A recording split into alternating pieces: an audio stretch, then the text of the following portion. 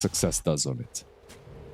Yeah, so again, you're mentioning about the team fighting prowess that BetBoom are going to have, but this is a broken frogman where at least it was sounding like with the first 4 heroes that we saw out of BetBoom that they didn't particularly address the Largo as much as what you were hoping. So can he get to this stage where Largo can do Largo things that we've seen so far and be able to get the boys over the finish line? Or is he even, how important is him to their success? Because it did sound like you were saying that XG, their lineup kind of thrives off the back of pickoffs as well. I think his, like, the strength of Largo is actually team fights. Like, this is where he thrives the most, right? Like, he plays around the team fights and he makes your team fight much stronger.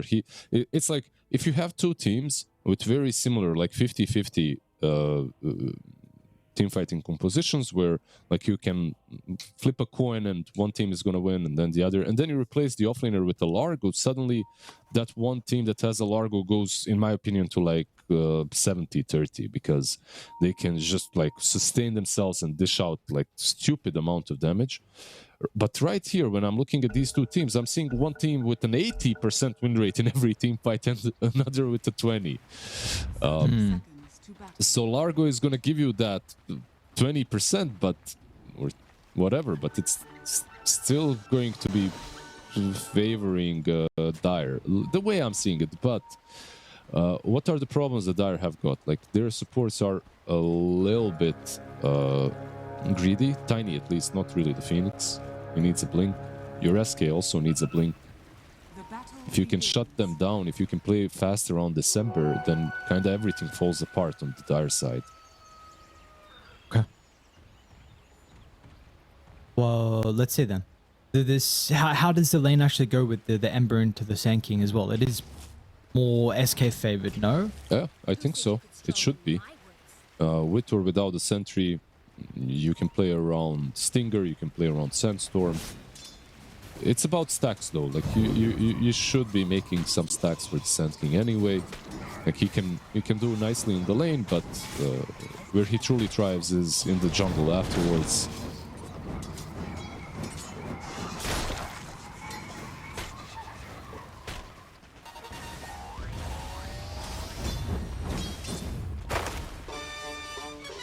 Well, that's it. Let's get ourselves underway here with the first game of the day. Important one at that, both sides with a win apiece. Excited as well, Arme pulling out the Wind Ranger, a carry that we haven't at least covered so far with the 4 series that we've seen. Don't know if they've been getting many other games on the other streams as well, but it's been, it's gone through phases of being popular and not. Yep. Well, they're just trying to find a way of dealing with the bat, right? Like in the lane. It's also not a bad hero versus Ursa. It's another thing that they got with the Wind Ranger, like a hero with high mobility that isn't really afraid of running into an Ursa as long as you have Wind Run up. And it's like 2 melees into a bat plus Tiny, so sorry, two range heroes into a melee plus bat, so they should be able to deal with the bat. Oh, they're gonna get first blood by the looks of it. Neo might even get a second, actually. Exoviso held the glimpse, and Arme finds an angle for the shackle. Beautifully done. And once again, it's just a team recognizing that there's slight power spike with the extra level and utilizing that straight away. Didn't they have a kill on Disruptor, though? I think they had. Nero didn't use Sticks or Fairy Fire. Like, if he uses it, he buys enough time for Tiny to right-click the Disruptor, maybe extra time. But okay, yeah, both of them, they do die. Very good start for Xtreme. Their lanes, top and bottom, are strong. That's one thing that I gotta say. Like, top Ursa so far farming well, but so is Largo. And I don't see it changing heavily anytime soon, even with like level 3 Phoenix. What is your favorite item build at the moment with the Largo as well? Just in particular, I'll hold that actually bottom lane. Looks like now they will be able to get the kill onto X-Nova. Arme a bit too late with the shackle. We'll get some damage on the Mio, but I'm more asking the sense of, because I thought I heard at the start when Largo came into competitive is that people were going Scepter and then back for Soul Ring, but I feel like I've seen now more Soul Rings before the Scepter. Yeah, I think it kind of depends on... it depends on whether you're buying arcanes or not. Like if you're buying arcanes, you're not going Soul Ring. If you're buying Soul Ring, you're not buying arcanes until Scepter. A lot of people are going for phases now as well. Genuinely, like, I'm getting Soul Ring every game pre-Scepter without arcanes. Okay. I think it's like just high value because of the stats. Because if you remember when Largo came in, it was a bit different. People were going double bracer still, but I feel like this is already outdated a little bit. The new tech, more or less the new tech, like the last 10 days tech, are the phase boots. Like that's the phase boots or the locked tranquils, like, where you abuse them. Yeah, top lane. Look for the TP out. Is he actually going to be able to survive? He will not. So FY, yeah, they get him. At the level 3. Seeing a little bit of... Yeah.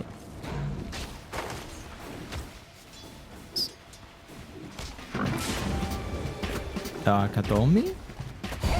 Got a miss on one of the right clicks, actually, and Kiritich going to be able to slow him down with the Earth Shock. Bottom lane as well, Arme having to use the wind run to get away. Now, we will be able to land a double shackles. Miero pops a stick and a Lotus. Still is going to be glimpsed back. The damage, I believe, from X Nova is not enough. They have a toss combo, not avalanche, though. You know, is that the mango flying out? It's not. Okay, so he doesn't have mana for the combo. Basically, this lane down bottom for Batboom needed to go a little bit better before level 2. Like they over-aggressed, and because of that they got punished a bit. But it's a very strong lane after you hit 2 and after you have toss combo.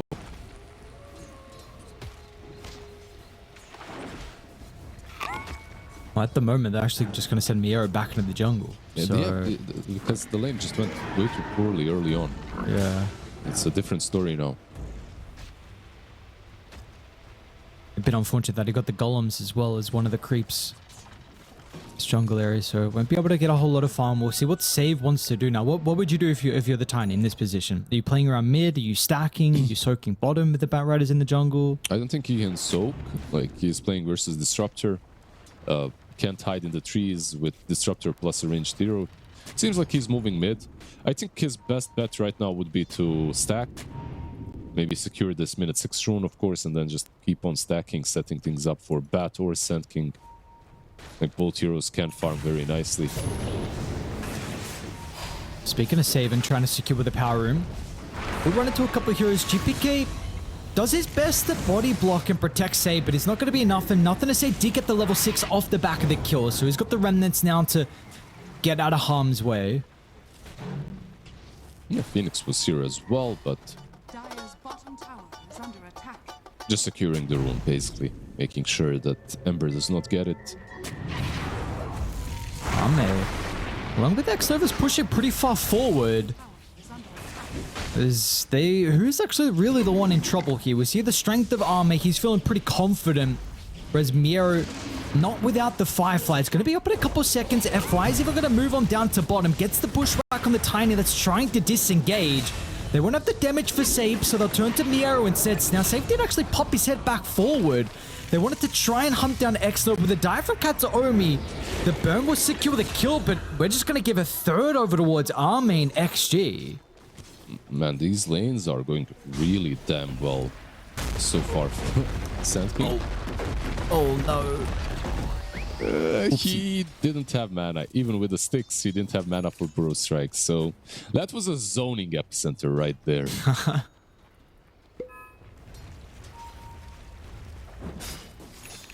So something you were mentioning was the lanes being at least the strength of XG, and without a doubt we've seen that prove to be the case. You know, top, I mean, maybe a little bit more. Kiritich has done a very good job, actually more net worth than the Largo, but I think bottom is the big one with how that won. Even the Ember actually more net worth than the Sand King too, so happy with the current state of the game here at Xtreme, and they're going to start to play around mid a little bit more. This is that big advantage like you were mentioning with the Ember. Yeah, the hero just comes online a bit faster, a bit sooner. GPK. Can he be here? Really? GPK? And nothing to say, actually, doesn't feel like he has the resources. Once he get the shield rune, instead of committing for the kill over towards the Sand King. He might go in now. He has a shield from 16-1 charges.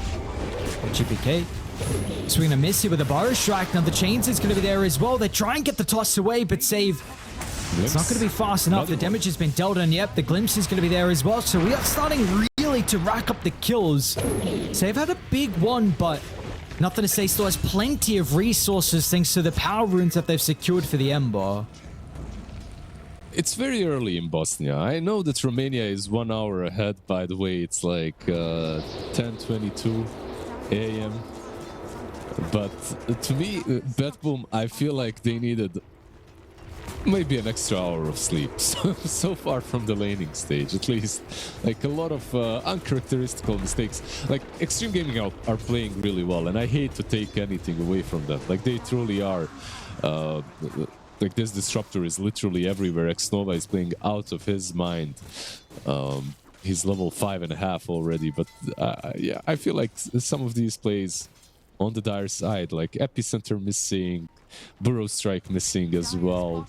You know, GPK miscalculating the mana that he has as well. Yeah, you could say it's first game of the day, man. You know, do you have that excuse? First, yeah, every single day I have first game of the day. It doesn't matter what game you're playing, honestly. It doesn't matter. Yeah. Whatever. Yeah. It's always a beautiful excuse. Yeah, of course, because you can't put it on your own play. Exactly. It's got to be something else. It's like I haven't warmed up. Well, maybe that's your fault as well. You didn't play you didn't play an overthrow. You weren't hitting some creeps beforehand. I don't know, but that's too sweaty. It's okay. That's too sweaty. Yeah. Okay. You know what I used to though? I used to warm up with the 1v1s mid. Back when you could do that. Arcane Rune. Okay.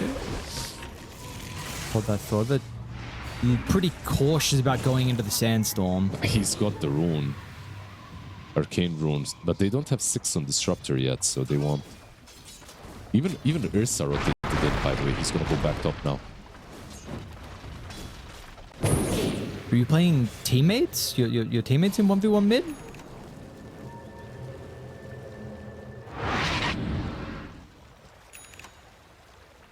XXS? We're running him down.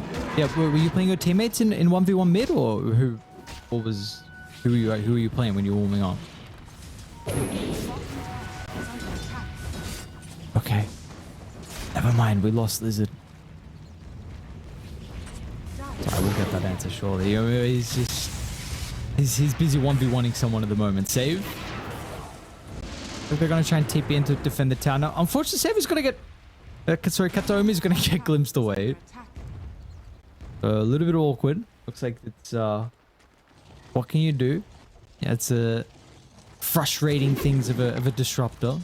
And they're actually going to look to try and smoke as well. So Xnova and FY wanting to move to top. Now they're in a pretty good position. Bedroom are potentially reading this as well. GPK doesn't have his blink just yet. They'll drop the Static Storm instantly as soon as they run into the Tiny. GPK has their Bissett up on the high ground. This time it will connect onto FY. So with a full ultimate, just gets them 1 kill. But is it really enough though? It feels like you needed a more valuable kill, because now nothing to say. He's going to be able to clean up save. GPK actually went in with the Burrow Strike, and yeah, if this is the call you're making, there's absolutely no way you're going to get out to live to tell the tale. Even Arme wants to TP into top lane as well. So Xtreme, they'll find a 2-for-1. Yep. They're playing on their strengths, and they're doing it really well. And I feel like they're playing how... So GPK's woes is continuing here. 2 deaths. You're going to give another power rune over nothing to say. They're playing to their strengths, right? They're playing the way Batboom usually plays, and that's like win lanes and run over the enemy team. So like Batboom right now, Nero will fall next. I was singing praises, by the way. Like I was saying that this draft is really strong on Batboom, and I still stand by it, but I feel like they're being punished right now. At least they are being punished for, like, usually if you have a very strong team fighting lineup, there's something missing. What's missing? Usually it's either the laning stage or the farming speed or something like lane pressure. Their lane pressure has been non-existent in the first 12 minutes. And by the way, I disconnected. I don't know if you heard. The 1v1s were on ranked. Like you could queue them up the same way like you would queue up a ranked game. Ah, I see. Yeah, I wasn't sure if that was a thing. It must have been just before my time, because I've been with some people. I've been like saying, why are there no like 1v1 leaderboards or 2v2 or whatever? Because this is like, I kind of I think maybe even before Dota, I played Age of Empires and they had these leaderboards, and just made so much sense to me that this was a thing. And I thought you would want to have more game modes, because who wouldn't want to have a 1v1 leaderboard? I feel like that would be awesome. Yeah, I don't know why they... we didn't have a leaderboard, by the way, at least. Maybe there was some hidden MMR, but it wasn't really showing. We didn't have a leaderboard ever. It was just like a practice mode, unranked. Sure. You queue up for it, you play someone 1v1. It was cool. It's a good way to warm up. Yep. Absolutely. I'm sure a lot of these players, maybe not warming up, but there you go. Honestly, the only thing I was doing is pissing people off, because I would play mid and I would literally be like a Coral, Veno, Jakiro, you know? Oh my god. Like the heroes that don't lose unless they're ganked, basically. Techies was a good one. It's a miserable 1v1 opponent. Yep, absolutely. I would get a lot of closed brackets, you know, like the Russian smiley faces against you. So you're not even warming up. What are you doing? I think you're warming up for your competitive games, your pub games. No, you're just trying to be you're trying to be annoying. But that's the way I warmed up. Like the play style is be as annoying as possible. There truly are players that literally their career has been revolved around being as annoying as possible in game, by the way. 10 names. Especially position 4s. There's a lot of them. Yapzor is like a good example. Jerax as well. A very good example. It's super annoying, like in a good way though, you know, in a very good way. It definitely does feel like the position 4s have this unique characteristic about them. Another one is Schofield, right? I mean, he's probably the most extreme in that regard. A lot of people talk about how annoying it is versing Schofield and whatever he does on the map. Remember the little harpy stormcrafter, like with Enchantress, when you had creeps forever, like taking that creep, sending it mid, and just looking at the enemy mid laner when he starts like moving, like you can see the tilt, like you can feel it. You know when it's coming. FY does not get the kill here for Bushwhack. Sand King though has a blink. No counterplay. No, nothing so far. I'm in this lead. Still sticking around 3,000. We have seen, I mean, Kiritich is farming up incredibly well. So the Ursa is getting pretty comfortable, but of course, unfortunately, some of his other cores aren't having too fun of a time. To see how they can unlock each other. Like you mentioned, Sand King having a blink. We'll see if they want to try and make a play. Miero as well has been sacrificed pretty heavily, so their Lager response in the Batrider is not really providing the role that they were hoping for, especially with how the lanes looked. I think December is a big problem already. Like he will have a Mage Slayer soon. Mage Slayer is fantastic this game. Whoever you click on. This is a dead Phoenix. Oh, egg even. Don't they just kill it? There you go. What? Yeah? Really? I think they were just afraid, right? Yeah, I suppose so, yeah. They had no vision. It's funny, you measure this is probably one of the worst games you can see a lineup have to be able to deal with the egg, but that was an egg that definitely could have died in with the levels that the Phoenix have and no one behind him. But yeah, not seeing anyone else on XG, so and that something was waiting. Yeah. I think this is a win still. Like I was gonna say, the best way to play versus hold that thought. What play Miro? VP out. Yeah, the best way to play versus heavy team fight lineups is to not team fight them when they have everything up, right? Like if you see the egg being dropped, You can engage, but it's a risk. Maybe Sand King is behind. Maybe that's the way they come back into the game. But dodging and not fighting it is always an option. As long as you're not lassoed or controlled by Epicenter, Avalanche, whatever. Like, dodging teamfights is probably the best bet for Xtreme Gaming. Like, they have Mjolnir on Wind Ranger. Like, they have Aghanims on Largo. They can take teamfights on their own accord. On their own terms.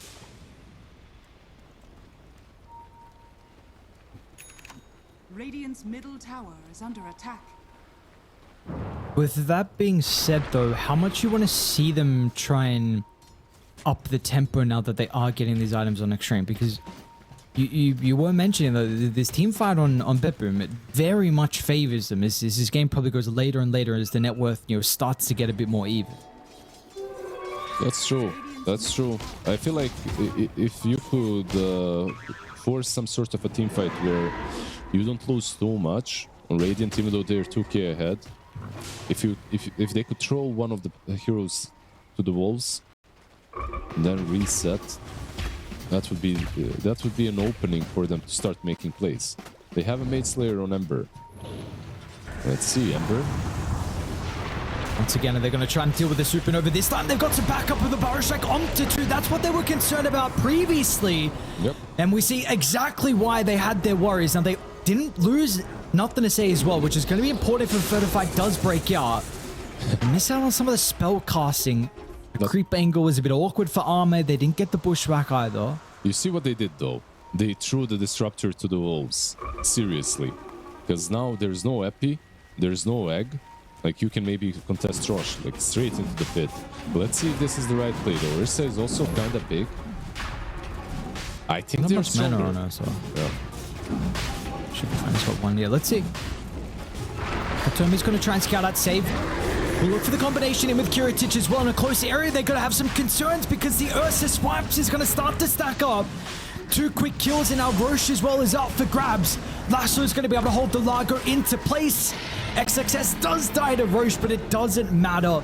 Kiritich will not lose his ages. He gets the TP out to base, and even though you had to commit some ultimates for the kill onto the Disruptor previously, they fed him to the Wolves. It wasn't a concern. Dire was still able to come out on top. Yeah. Xtreme Gaming were fighting Roche, and they were fighting the enemy team. So they lost way too many resources in the pit. I mean, the play, the idea, everything behind it was solid. You only lose a 5 for an egg, for an epicenter, for a lot of spells. Of course you're gonna go into the pit.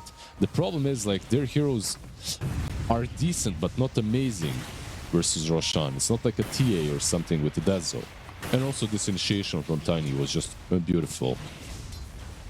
That means Tormentor as well will be given to the Tiny in the end, so not really a big shard, but the lead that they had is basically gone. And they had a pretty substantial lead for this kind of a game. Yeah, over the past couple of minutes, probably about a 5k swing overall. So, super happy with the current state from Betboom. What a team fight that they were able to, you know, provide themselves. We do still have some other objectives that they haven't been able to claim just yet. No towers for them, but you're getting close to some bigger items. Scepter almost completed here for GPK. Didn't need to use the BKB from Miero.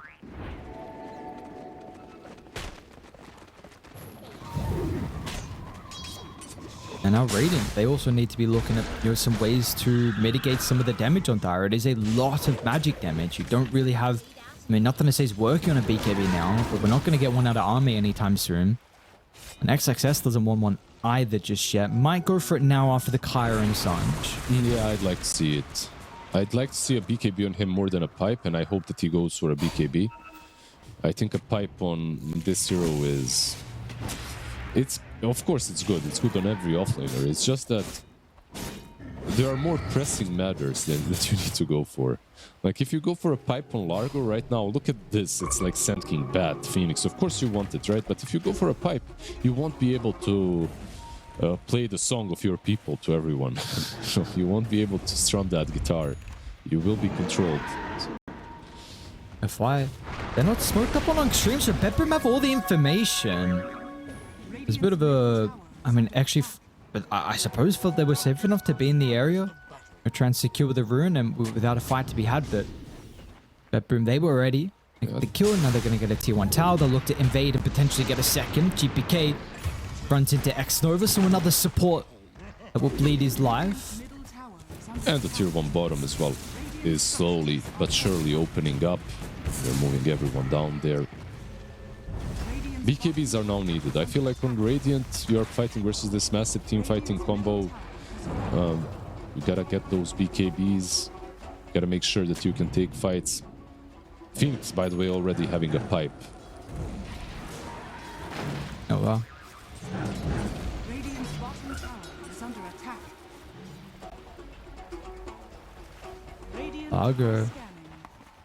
They have a ward on him, by the way. They see him, but he's so damn speedy. I think he's going to be too fast for them to catch up. Not going to stalk him as well, so Radiant's bottom tower. close to getting another big kill. We're going to have to see what they can do a bit differently here for Xtreme to combat this teamfight advantage that we now have from Dire. Radiant's bottom tower has fallen. This XXS is also in agreement. BKB is going to be the item of choice for him, so no pipe. They are kind of grouping up together as well, like they maybe want to make a play. Of course, I will be into the ages for another 45 seconds here from Kiritich.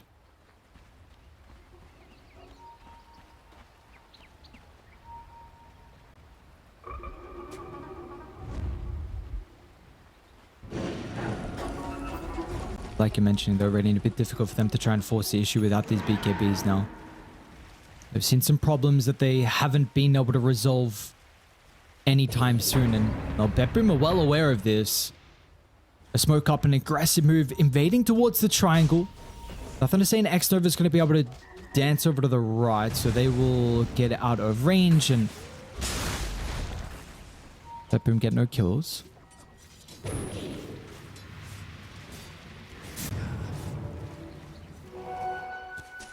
Chill game, right now at least. For chill game for Dire, for Bedboom. For Xtreme Gaming, I feel like you see how far back they have fallen into the Radiant side of the map. It's like there isn't really a lot of space for them to work with. And they can't really be playing on the enemy side as well. You're playing versus Bat. BKB is next up for Ame. He went for Pike first, which is, I believe, a good play. I think he did definitely need some mobility. I think they need mobility in general. It's Nova. That's a lot of hate. I don't know if that epi was necessary, but at an arcane, I guess.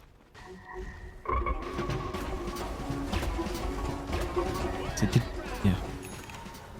It's a good kill. Like you said, a lot invested, which maybe opens up something for Xtreme Gaming, but if they don't have Epicenter, they still have Lasso, they still have Avatos, they still have Egg. They're still really strong. It's gone on top lane. There's a BKB on their side. Yeah. Yeah, maybe they're trying to get it out of it. No, they would not. Kiritich gonna be chilling, and there we go. At least we got our first BKB here for nothing to say. And Largo as well, in 20 gold, he will have it. It's flying out right now. So, double BKB onto horse. Inside the river. Hang on a second. Oh, with a perfect chain control. Beautifully done. And Kiritich as well just got the bash delivered. Dude, he got bashed as he was sleight of fisting. Like, he goes out of sleight of fist and insta bash. It's like... dude, there... some things in Dota. Like being bashed first hit by Ursa, you know? It's... What can you do, man? And well, Ursa's apparently top lane pretty quickly as well from Kiritich.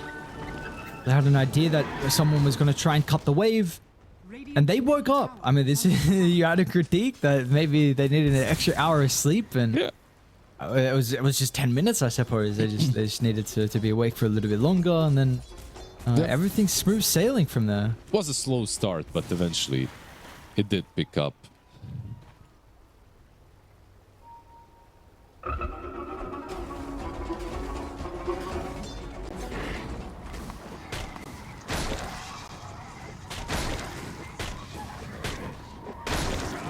still lots of questions here on Xtreme, and if they're really going to be able to succeed in this fight. What are we? Probability? Yeah. They still value this Largo quite a lot, I guess. He's going for Shard Lincolns next, by the way, which is pretty good this game. I like Lotus too. Lincoln's also very good, of course. It's like a couple of these items are so cool on Largo because you need mana regen anyway. And then on top of that, you have a Shard and Core that really works super well with Lincolns and Lotus. So whatever you buy, it kind of has a lot of value.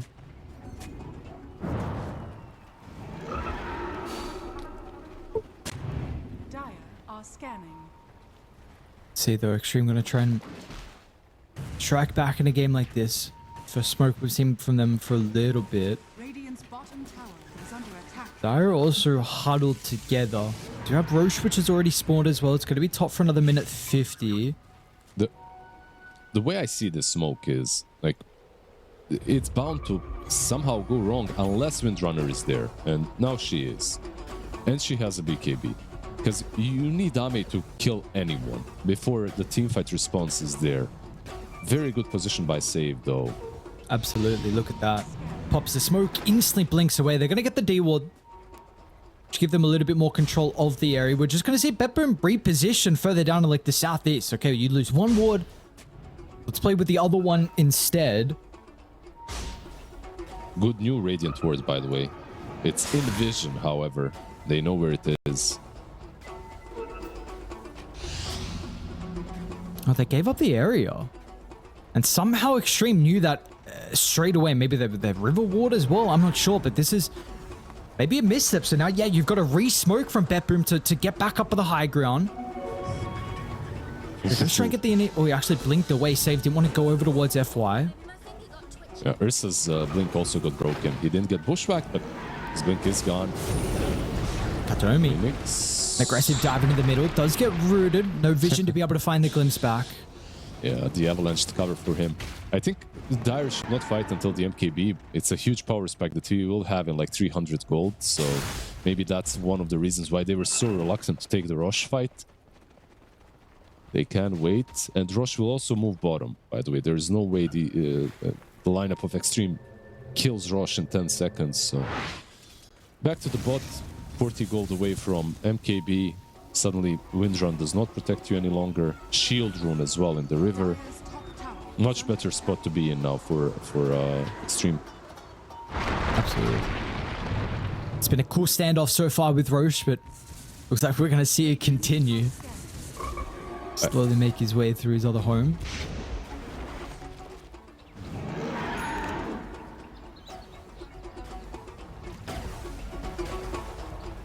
FY.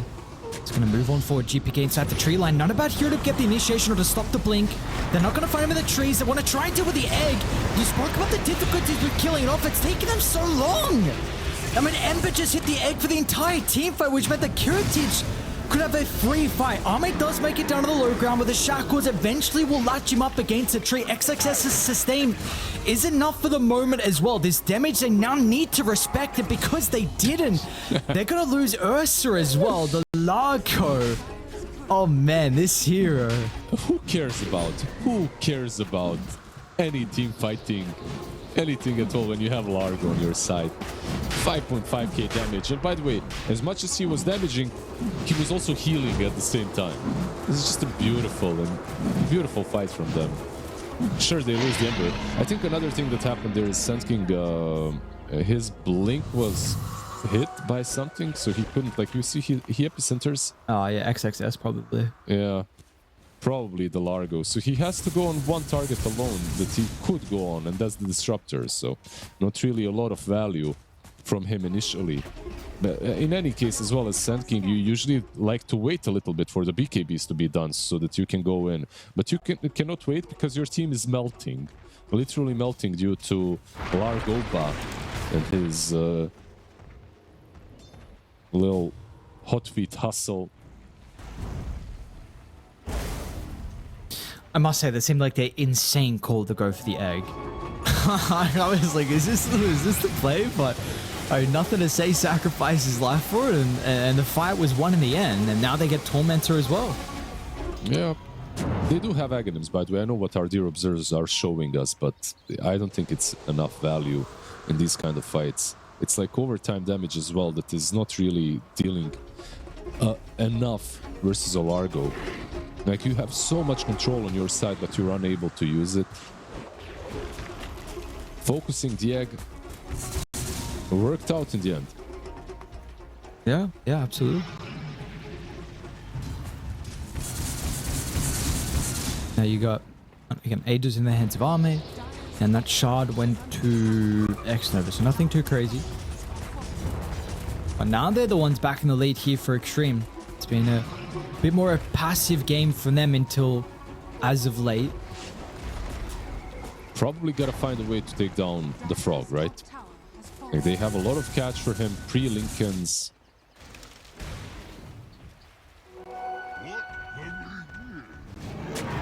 Now, this hero is not getting through. In this series, after this game, no matter what happens, I guarantee you, it will be banned out. If they win or lose.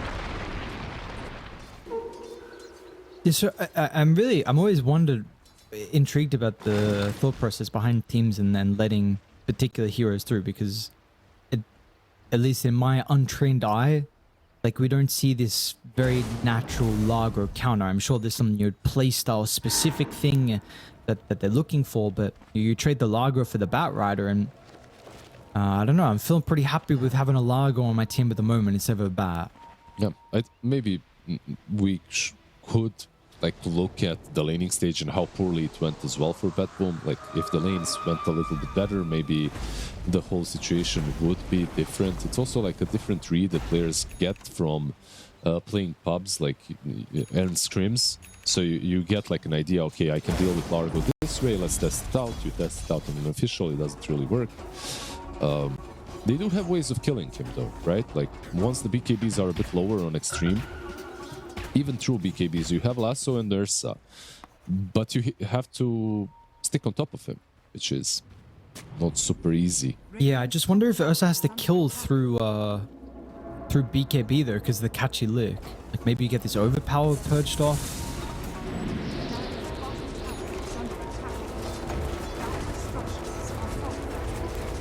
It does purge, right? Or is it just a dispel, actually? What are you talking about? Which spell? Spell, sorry. From if you use it on an enemy, it does, yeah? Lick. Or is it just a dispel? It dispels. Yeah. But what do you mean? What's the difference between purge and the dispel? This is... Oh, purge is more like an aggressive, like on an enemy, where dispel I thought was the word used for friendly. I'm learning English, by the way. This is why I'm casting. I'm learning English while I'm casting. No. They both work. They both work. I feel like it previously, it's like the wording where they did it in the patch notes, right? Yeah. We spoke about how they changed some of the wording in the patch notes to... Yeah, they did. Because there was like, you could interpret it differently and whatnot. When they added worsens. Like, they never used that. Like, they never used made worse or made better before. Now they're doing it. Yeah, because it was for base attack time, where like it was reduced or whatever, and you're like, hang on, if it's reduced, is it faster? Is it slower? Like, what is it? The reason why I bring it up, so Catchy, like, he can dispel overpower, right? Yes, you can. Oh, we see Miero die on one other side of the map, and meanwhile Katsuomi as well does get the supernova off. They're trying to charge up the epicenter from GPK, but he doesn't really see an opportunity for it. Save does still get the connection, but and now what do we do? Because Epi's been used as well, and I mean GPK didn't jump in, and now we've wasted Egg. Now Kiritich gets a little bit of damage over to XXS. What is going on in this team fight? so much chaos, but unfortunately just not on the same page overall from everyone. I mean, Miero dying on the other side really hits him, and it looked like it kind of, as soon as that happened, they didn't know what to do afterwards. Yeah, the bat just not being available to help out is already a bad start for them. They just need control for this Largo, and he's level 24 now with Lincolns, with tags. Good luck. Not really sure. I don't see the way back in because they're very hectic with the spell usages, like, and they're very all in as well. Meanwhile, Xtreme Gaming, all they gotta do is bail. Every time they get initiated, they need to find a way to just back off, reset. That's it. This Lincoln's, by the way, lasts for a long time when used on an ally because of Largo's innate. You get 33% bonus duration on anything that you cast. That's kind of nice. I think it works on Lincolns as well, because Lincolns is a bit weird. But yeah.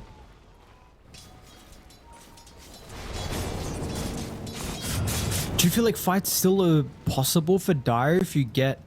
Because they have a bunch of single target control, where you can maybe lasso back into the egg along with the Ursa's damage, and is that going to be enough if they get lasso stun with supernova stun and Ursa right-clicking to be able to kill someone?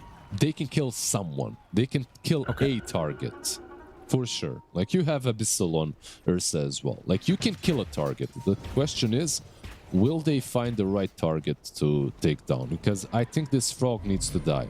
They have Force Staff on Bats, so they can pop the Lincolns. He can blink in, pop the Lincolns, lasso him. But you gotta find him first. So can anyone else die as well? Or you have to jump the XXS? Because you jump up, don't jump him, then XXS will save someone else. I think they can kill off anyone.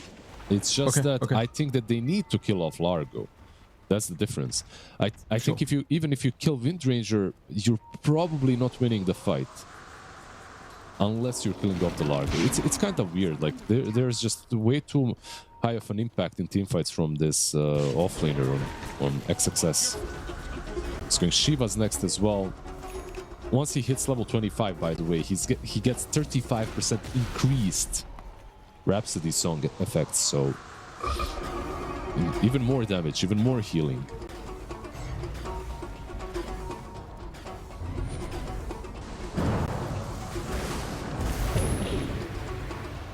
Well, let's see. We've previously BetBoom have showcased their strength of taking a fight in an area where they got a bunch of AoE spells saved. Tries to get the initiation, but pretty quick figures out of the Static Storm. Save unable to find the toss away.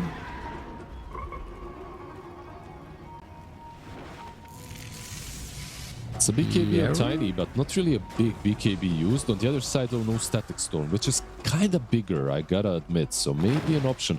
Look at FY, the way he's playing with his Aeon Disc up front, just baiting them. They're actually going to have to leave the area. Whoa, GPK. I mean, I love the playstyle from FI, by the way. No Aghanims, shenanigans. Just Aeon Disc can run up first. All they gotta do is bait out one or two big team fighting spells, and then they can fight. But it's a good smoke. Oh man, look at the ward from Radiant. Look at the ward from Radiant, but they're gonna get a better initiation onto Largo. That's what you were hoping for. If they got the damage, though, they do. Largo goes down, but importantly, the outpost control was already there from Radiant. Dire, they used a lot. There was an egg use over on the right side as well, so you don't have the supernova, and you're not gonna have GPK. He gets some distance with a bar strike, but Arma is able to run him down. And you can really do whatever you want on XG, if you want Roche, if you want objectives, because Dire committed everything. Yep. I think this is the easiest approach would be to go into the pit. The question is, do they respect the Dire's draft that heavily to go back? It seems like they don't. Nero also dies. It's a solo kill. Yeah, quick solo by the Ember. He is caught by the Ember Spirit. Yeah, Kiritich is here as well. Okay, an even bigger one. They left the gem. Someone... okay, they won't leave with the gem. They got concerns about their base, though. Full set of barracks are being claimed mid. Second set pretty shortly down bottom as well. Kiritich got to be careful if he doesn't get caught. Gonna go towards Largo. We've got to keep in mind he bought back previously as well. Kiritich trying to showcase the command fight, but what a Static Storm timing! Before the lasso out of the Bat Rider. Oh man, X-Nova. You could not have asked for a better ultimate usage as soon as the lasso was potentially there to control Arme. And that is going to be all she wrote by the looks of it. They got two buybacks here and a Sand King up in 10 seconds, but they will go for the jugular. They'll go for the game ender.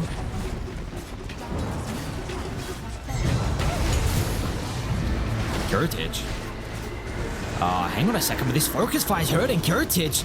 You can't really run around now. What? An attempt was made. It was an attempt. And that GPK's... this was an attempt at wall. Alright, they're out. Yeah. Another attempt was made. I expected Bloodboom to execute this draft a little bit differently, but it's hard to execute. Eventually, they get Blink Daggers, and they have heroes with high mobility like Wind Ranger, you know, Glimpse, Wind Ranger, Shadow Demon with the Blink. Suddenly you're purged, Blink purged, you can't run away, your Sven needs space, Sniper doesn't offer it. Invoker at least can play the map. What did we learn from this? Now, what did we learn from this? Well, they did go for the Agent of Galaron, so we're going to have an Exort Invoker, which has got a bunch of stuns, but is not the... what, the Meteor Hammer and the Ice Wall build that you were saying. You can still go for it though. Like you can still go for the Meteor Hammer build. Yeah. Do you still? Okay, okay. I think you can. We'll see what he goes for. I think it's still doable. Most people still go for our Galaron agent anyway. Who's Galaron, by the way? I don't know, bro. And I don't answer law question. Is this agent registered like a foreign agent, you know? Yeah, he's they know it. They've registered him. He's on the list. Okay, he's on the list. Good, good. They're aware. What are the other facets called? I forgot. See in poker. Mind of Tornaris and Scholar of Corks. Corks. I don't know how to pronounce that word. It's a good scholar right there. Would you rather have an agent or a scholar? I guess an agent is probably... An agent. An agent. Yeah. Because sure. it's ambiguous of what he is. Yeah. An agent of what? We don't know. As long as he's not 007 agent, you know, in your games. True. That is true. There's a type of 007 that's not too bad, but there's also... there's one that's potentially a MMR feeder. So far, so good for GPK, by the way. 2 lasted 2 denies on... 3 lasted 3 denies on Viper. 0-0 on Invoker. But hey, he's trading. He's getting the Viper lower, at least. That's something, I guess. What was that tip? XXS pause. Did he spill something? No, we're tipping XXS now as well. GPK, he doesn't. You wasted a tip. You don't know what he tipped him for. Like, you got 3 tips now.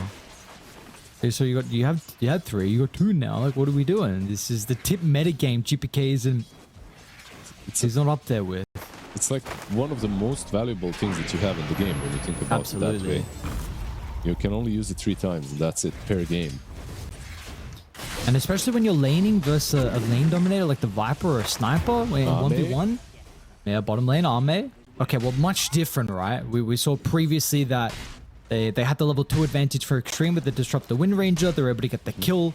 It was a double kill actually previously in game 1. This time, it's going to be a bit of a different story. I honestly think that the same thing could have happened last game if they just played it a little bit safer. But yeah, they didn't this time around. Much better for Miro and save. These right clicks do hurt GPK as well. These right clicks also hurt. Poison attack spam from the low ground. No aggro is taken, of course. He gets some water runes too. 9 lasted, 6 denies. Hang on. Are we not going to talk about the fact he just ran into nothing to save? Like, are we just gonna? Are we not going to talk about how he just fed? I mean, I imagine it was just like his health pool was too low, didn't have resources. Like, okay, what am I going to do without mana as well? But like, did I see things wrong? Well, he's trying to get some last hits. He's doing what he can in the lane, you know. He's an agent of Galaron after all. True.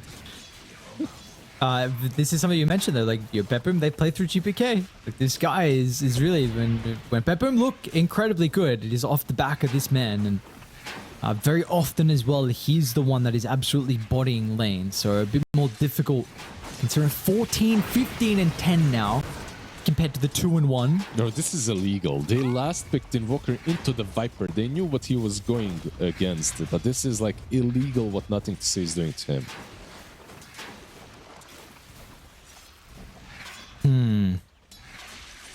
It's like to recover, you have to be, right? Like, I don't know how he recovers because he isn't. He doesn't exist right now. This is like 2 last hits, 2 denies Invoker. He's level 3. Where are we sending this Forge Spirit? Oh, is it pulling the wave mid? Yeah, he wants to creep skip a bit. Maybe delayed, but the creep is gonna actually disappear. It's 8 seconds. Yeah. It's not gonna be there on time. Like, even the creep. Oh, man. This block actually is not working. But at least the lane is under the tower, so he's gonna find some XP here at least. Some, maybe even a last hit or 2. Probably not. You know what? Like, actually blocking the wave hurt him. Because if he didn't, this wave would also be under the tower. Yeah. Yeah, true. Oh, man. Unlucky. What is... Well, let's see what they can do with the side lanes. You need some Sunstrike kills. Unfortunately, top is... Doesn't really seem like there's much kill threat. Potentially the Sven's not too bad with the Stormhammer, but you got a Warlock. Like, you just kind of trade lanes with this hero more than likely. And bottom is where we need to see them kind of start to make some plays or do something really to get the Invoker back into the game. I know GPK's... You're begging for that. Yeah, Sunstrike, always nice to come back with. And by the way, that Meteor Hammer build that I talked about, it switched up. He's going for Midas instead. Sunstrike! Oh, he almost ran into it. Could have been great. Ah, the good old Tranquil's abuse. Oh, they glyphed the wave mid because he used Meatball as well. So he's going to get still 3 creeps denied. Oh, bro, 29 to 24. This is the worst I don't think I've seen any CS, like a comparison like this. Mm-hmm. Bro, the Shaman is more net worth. The Warlock's close as well, bottom lane. I mean, they're trying to go. He's got Sunstrike. Let's go. Come on, GPK. I think his net worth just doubled. Almost. He got 200. It didn't, of course, but yeah, it's a big kill for Invoker. And instantly back to base as soon as Nothing to Say uses Viper Strike. So this is always what these TPs are actually going to even bring X Nova mid and hang on as well. We'll just bring all supports mid for XG. Well, maybe kill him again when he arrives. Because Viper right now, he's got ult in 18. But Invoker just TPs out, so maybe this is the idea. Prevent him from TPing away. Look at these wards though. The dire wards. Sunstrike. Okay, actually an opportunity. Nicely done. Saves positioning, enables GPK.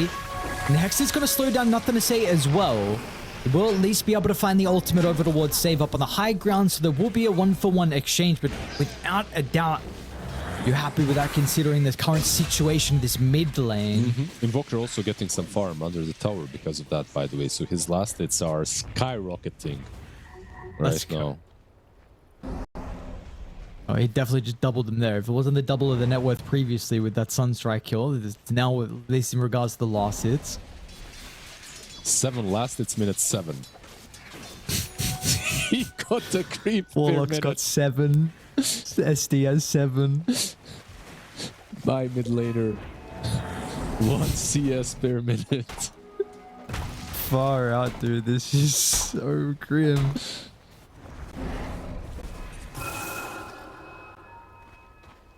I'm kind of surprised FI's not parked up in the jungle here. I see. He saw what happened previously to his disruptor. I gotta say, I have never seen Dire plant these 2 observer wards that they planted. Behind tier 1 tower. Minute 6 they planted them. Like, just look at the Viper is taking maybe they're expecting this tower to fall anyway, so they preemptively. By the way, this Tranquil's abuse is kind of dumb. It truly is. And if you're not doing it, you're truly missing out. Yeah, but some people don't have the skill though, Visit. It's not that easy, GPK. Detection? No, FY. He just brought us entry. What's the skill involved, by the way, in disassembling? Is it not? I thought there was. I thought you had to do it like you couldn't. Not a ridiculous amount of skill, but you got to make sure it doesn't. Is there something I thought you can't disassemble after a while if you get damaged or something, and then it's automatic. Yeah, but you just don't take damage. You use them under the tower, and you don't disassemble and assemble like mid-fight or something like that. It's like you keep it disassembled while you're in the lane. And they are rotating on him. They have got strength. This should be a kill. Are they going to be able to kill him through the... Okay, it was far more damage than I was expecting. Arme, pretty good rotation with the extra damage coming through from the Shackle. He might just solo kill Kiritich. They have to drop a defensive rock in our Arme. Yeah, in fact, it looks like he might end up dying. The Glimpse will cancel the Shackles, and now XG, they respond with a couple of extra resources. So Arme just survives 50 health for him. Very important that Kiritich also lived, right? Like he survived too. He moved back. Kataomi might not be as lucky as Viper is still around and about. TP? Glimpse? Glimpse? Glimpse? Double 2 Glimpse? Oh. These trees are so weird. Like, if he went to the right side, left side maybe, but he couldn't get there. Nice TP by Kataomi. So they don't lose pretty much anything besides the Shadow Shaman, and they get a pretty big kill on the Brook. Oh, dude, look at the net worth on Viper and Invoker. I don't know if I'm going to stop mentioning this game. Yep. The biggest difference I've probably seen in a mid matchup. Well, this looks worse than how you sometimes see like a Huskar body hero, right? But it is a Viper. Like Viper is very similar, right? Like this has always been the lane dominating monster. He's going for Crimson, by the way, next. Probably like some Crimson Aghanims build on the Viper. What happened to this hero? Was it purely just like... Did you think people worked out the Viper? Because I don't know if maybe it's been banned a couple of our games, but we haven't seen it picked at all. He got nerfed. Like he actually got nerfed in multiple different ways. He was played offlane all the time with Helm of Dominator. Dominator got nerfed. His level 10 talent also got changed completely. So Caustic Bat just became a little bit weaker, and it's weaker enough. Like you couldn't farm with the Nether Toxin as freely anymore. It's still a strong hero, don't get me wrong. It's just that he's not as absolutely broken as he used to be. Radiant are scanning.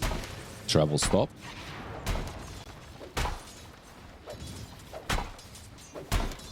Save. Looking for a temp once again onto XXS, but this time FY's positioning is going to be pretty solid. So miss out on the Sunstrike damage, and now they're also going to have to be cautious about nothing to say here. They'll look for the TP out on the Warlock. Everyone else is a bit too far away. Yeah, one thing that you can always do versus Viper is just TP out. And when you look at this draft of Xtreme Gaming, you can TP out versus most of them. You have what?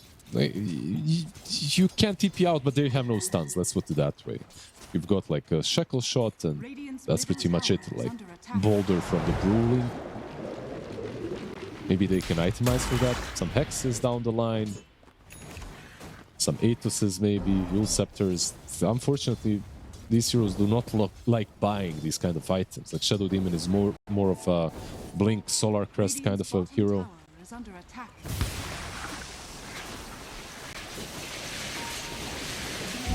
All things considering, with the massive lead advantage you have compared to the Viper and the Invoker, it's just under 1,000 net worth lead. Yep. Sven is having a far better time than what Arme is. He's currently 73 towards 122 losses. So Kiritich is having an exceptional game so far on the carry, Sven. Can we get a stack check, actually?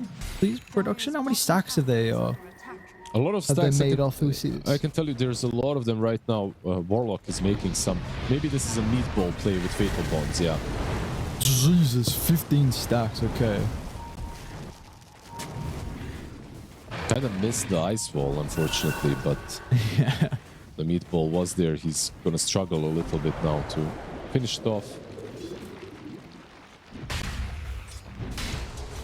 Well, nonetheless, that'll help out. Gives him 1,000 close to gold. The stack, so the Midas, he's got the boots now completed.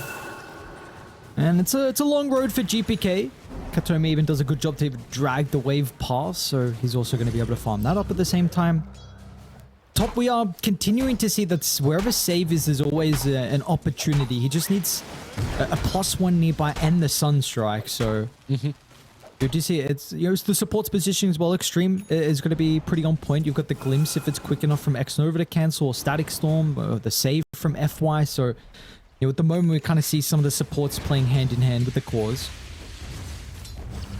Yep, as long as they split their resources properly with the supports, right? Like, you're covering one hero and another, because Slardar will have a blink, so it's no longer just the Shadow Shaman threat. Now it's the Slardar threat as well. He can initiate with the Sunstrike and just get the kill, potentially even on a Wind Ranger with the Sunstrike. So, gotta be really careful how you play these upcoming minutes on Xtreme Gaming.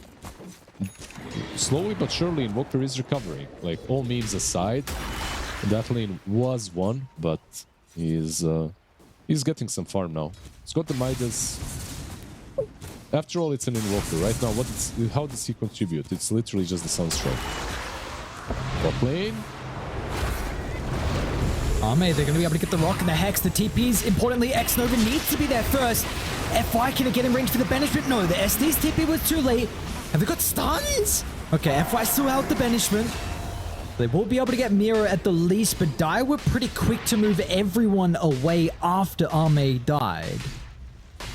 You could see, like, Ame saw what was heading his way. He didn't see the Shadow Shaman, I believe, so he was kind of counting on the Slardar initiation only, which kills him in the end. Good rotation by Xtreme to try and help, but a little bit too late. Radiant's middle tower is under attack.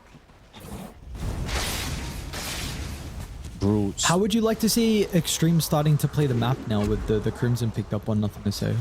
Crimson or Nothing to Say and Agonyms on Brew are like the two big items. Like, probably the most important item right now on the map for them is the Axe Brew. Once you get that, you can play the map. Keep in mind also that he has a lot of value versus Warlock. I was talking about this spell versus Fatal Bonds. Shadow Word, I didn't say that it also dispels the Golem. Doesn't instantly kill him, but I think you deal like 70% damage to it, so you can finish it off afterwards. It's a pretty good game for Brewmaster up to the point in which Sven just solo kills your Brewlings. Well, Sven is getting through that stage as well. Again, Kiritich is having a lovely time so far. They're going to have double blink pretty shortly. We just saw that one completed for save. Kiritich, I think, needs 2 camps until he's going to have enough gold to complete that. Give away the ward mid. So Katomi is starting to ping it out, so it was a tempt onto the life of the Warlock. Dire are scattered. Is there a lineup you feel like is a little bit more favored around a Roche fight that we're probably going to have pretty shortly?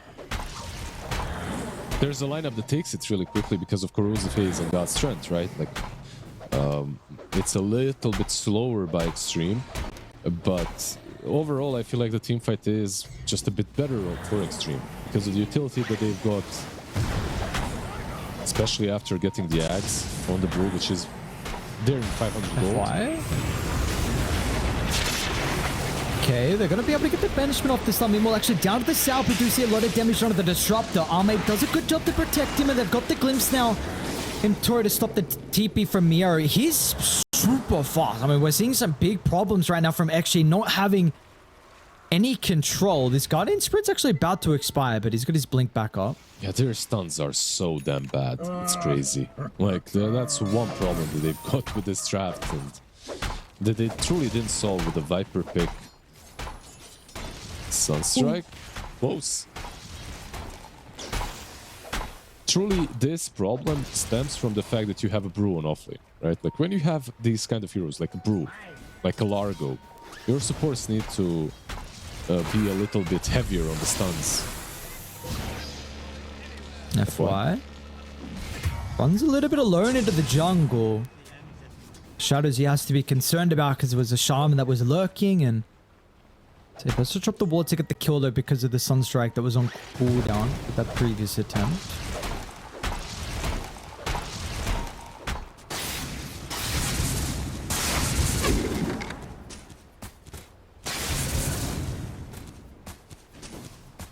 Same build on Ame, by the way. Mjolnir, probably a pike after. A BKB is also good this game, of course.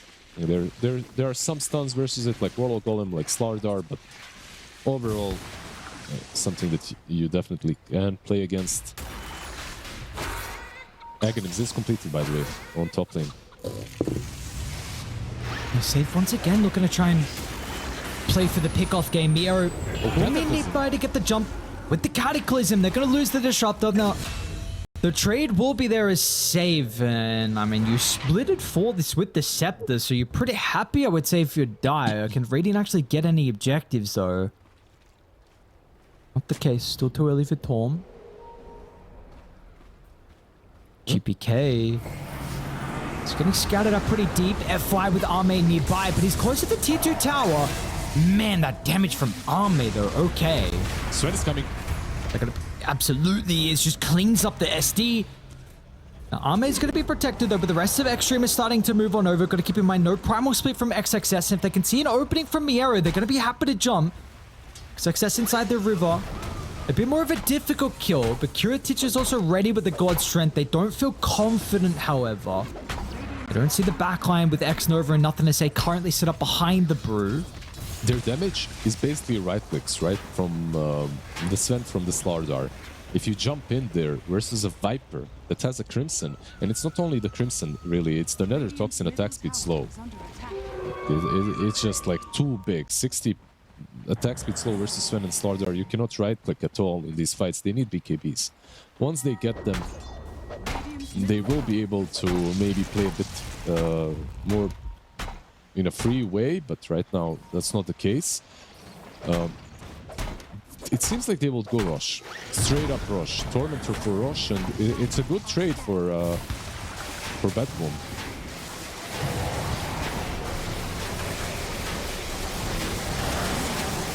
Who do you give the ages to with Batboom?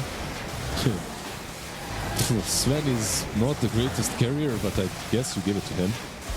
He's also your most farmed hero. He's your win condition. Why I say he's not the best age carrier?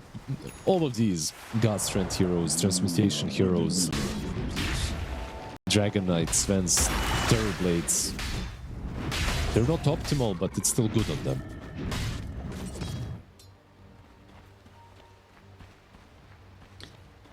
The one that gets it. And meanwhile, of course, the trade was the Tormentor, so X-Nova now has the Shard to work with. They are seeing Kataomi as well farming, sorry, picking up some of the Lotuses, but I think X-Nova is a bit too far away to get in range for the Glimpse. And again, you also see continuing the problems that they have with this lineup, with the lack of catch is really proving to be a bit of a problem for them at the moment. I think the ultimate win condition truly is on Dire's side, and that's the Sven. Like all things said and done, the laning stage was pretty bad for Batboom, but Sven, I feel like, can be the end-all be-all carry in this game. Specifically because of the Brew being the offlaner on the other side. He does have level 3 ult now on Brewmaster because of the Aghanim's, right? Like it ups your Brew ult by a level, so he's got level 12 now. He doesn't have a Shadow Demon. Yeah, and the man that got the kill, Curatich, we've got to keep in mind, he's going to be buffed up pretty heavily this game with the Corrosive Haze and the Alacrity. So this is not like a natural... Actually, jump in pretty aggressively. Kataomi going to be the target here for the Primal Split, but the backline where the real problem's going to be with the Viper, they're going to try and blow him up, and they're successful. Cataclysm and everything used, and even Serpent Wards as well before the Glimpse, so X-Nova's just killed from the summons. I don't think they can fight this. An XXS? Yeah. Are they going to be able to follow the brew, actually? He's got blink, so he's going to be able to dip out. It's a shield rune, Sven, with Warcry, with God Strength. If you don't purge him, you are not taking this fight. And yeah, they just ignore the Brewlings. Like, Radiant's top tower is under attack. this split was good, but they're struggling to find like a big objectives in these team fights, bigger heroes to hunt down. Like if you use your split to kill a Warlock after he already golemed, after he already used Chaotic Offering, I think he's pretty fine with that trade.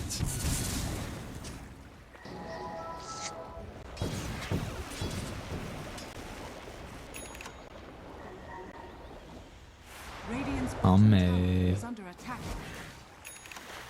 Do they know? They start... Oh, no, they cancelled one TP. Okay. I'm just going to have to get away safe. Might have got a glimpse of him. Is he He in did, range? You know what happened there? He tried to connect to the Disruptor tipping in, and then when Disruptor cancelled, he started moving back, but it almost cost him. As save was there. If he had Aetherlands, by the way, which he does have, it just needs to be delivered. That would have been a kill. Could have been a kill.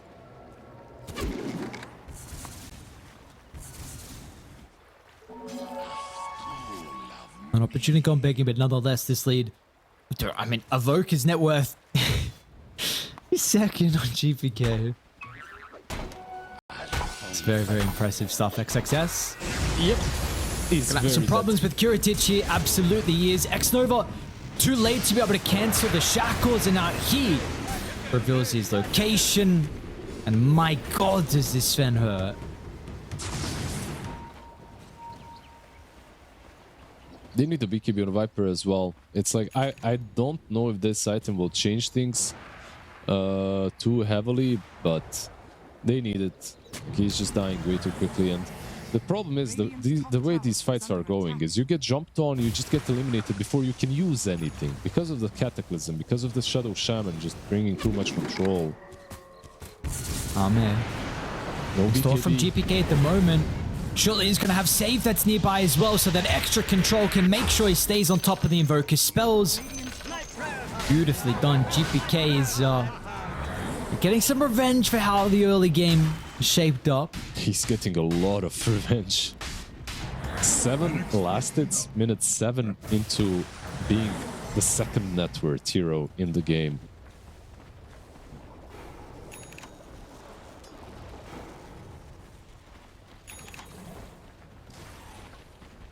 That's not a bad change for GPK. It's got to feel nice.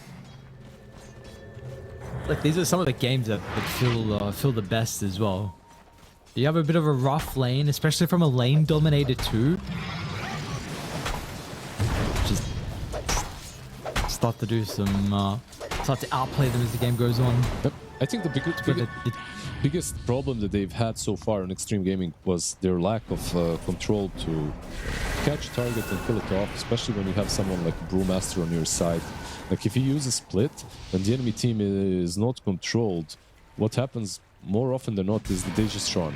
And this is like a big problem that Brew has always had, because you play him on offlane, right? You play him on offlane, but he doesn't play like a true offlaner. When it comes to control, at least. So you gotta alleviate that on other sides. Like, I wonder if they could have went for some wonky ass build on Viper, like with Atos or something like that, but it's just not very common to see anymore. If this was like an old Gleipnir, maybe.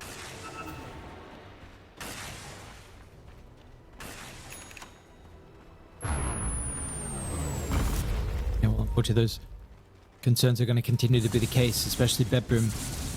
I'm very confident with the lead that they've slowly been gaining. Up to 7k now. Gonna swing down to bottom as his 5-man. Currently 3 heroes from XG are close to the area. Armade does TP away. Looks like everyone else is gonna follow suit. Yeah, they know exactly where FY is. He just used Shadow Poison, but nice little TP out. So counter smoke happening on the other side instead. Still no refresher on XXS, but at least he's got level 15. Usually level 15 means that your Brewlings are unkillable. That's not the case in this game. Like with the 600 bonus HP, like you do get a lot of survivability, but it's still not enough versus the Sven.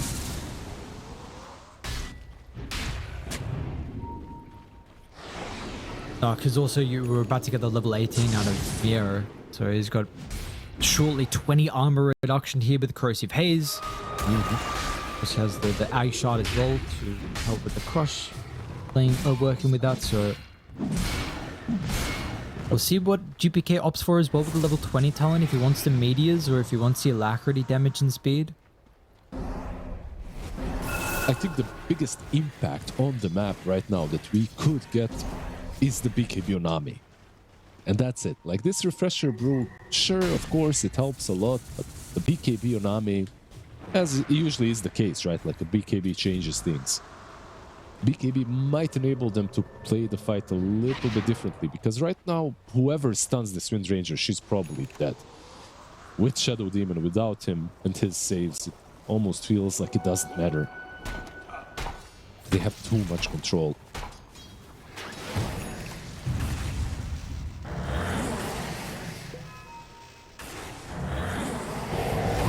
Still needs a little bit more time, unfortunately, Arme, until he's going to have this one available, so...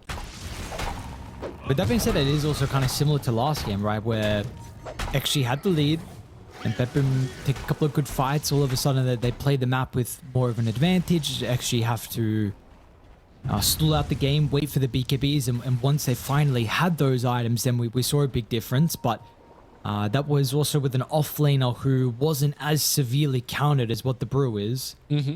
And unfortunately, they're not going to have the BKBs by Roche. It's going to be up in 20 seconds. It will spawn top and then move down to bottom.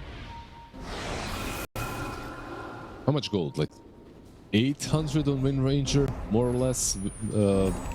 Viper as well. He's getting there. He's getting closer to... Like, if they only played a little bit faster, if they farmed a bit faster, then they could have 18 on Brew as well, which is a huge power spike for him. So BKB on Viper, BKB on Ame, 18 on Brew. It could make a difference.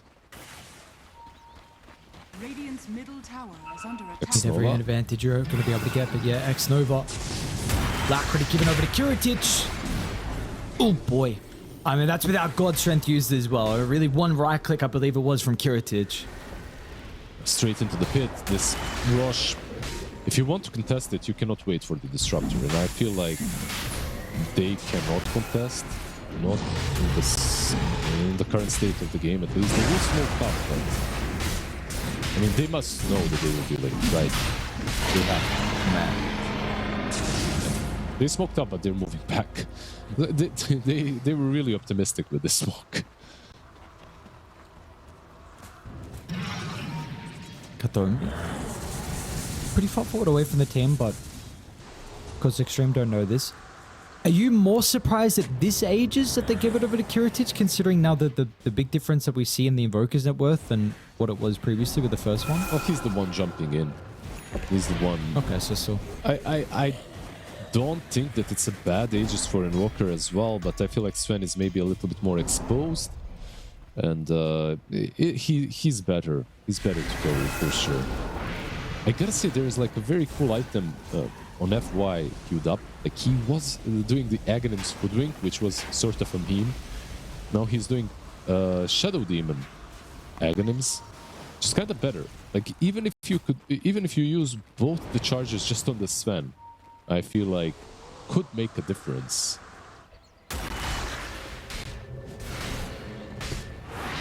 Yeah, the problem is he might die in one stun. So see if FY gets jumped in, and also Sven might just jump an important target and kill him through one stun as well. That's Speaking of, yeah, Saber's going to run into the shot. The X-Nova wants the haste. Actually, he's not going to get it. Kiritich is even waiting just in case. A very good point about the Shadow Demon, by the way, because he does have Keen-Eyed Enchantment at least, but that's it. Like that's the only way that he can just have some extra range. So no Blink Daggers, no Aether Lances, nothing like that. If he even gets to the Aghanim's, by the way, because right now He might not make it there. Yeah, they're going to be losing towers in the meantime. Top tower goes down, meanwhile Katsuomi just solo rocked mid. Bring the tower down pretty low, and Kiritich is also going to join for the last damage they need. So 2 tier 2 towers in quick succession. This leads up to 14,000 now. Radiant still waiting for the items. Unfortunately, what are we going to do? We're going to keep waiting for Roche for ages to expire? I think so. Yeah. Probably defend the high ground for as long as you can. Radiant's bottom tower is under Just attack. hold on in this game. They have 18 brew. They have refresher on him. It's not like they're unable to fight. They are. Like, they have some pretty good kiting abilities versus the Sven as well, but not versus the Aegis. Especially with the harpoon being the anti-kiting item more or less on him.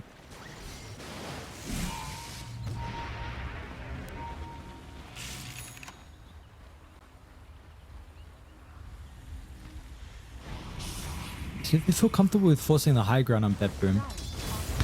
Maybe waiting to see if someone pokes their head a little bit too close to the wave. They see that Viper's is positioning relatively safely, so I think the only mistake that they could make right now is pressuring high ground. Like really going for a high ground push. I think that would be an overreach, because Sven would be out of position on the high ground, your supports would be on the low ground. A place where Brew could maybe blink behind and catch them. Just maybe unnecessary. They're still farming a ton, and this lead is just ever increasing. They have Greedy on Warlock. Like, he's getting his Aghanim's, they have Greedy on Shadow Shaman. He's getting his BKB, you know, like everyone is super farmed on Dire. Hex, Invoker with the blink.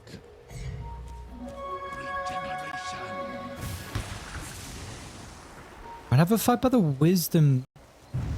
Xtreme get at least here soon enough. Dire is starting to converge on the location, but it'll be a bit too late, so they're going to give the extra experience over to Nothing to Say.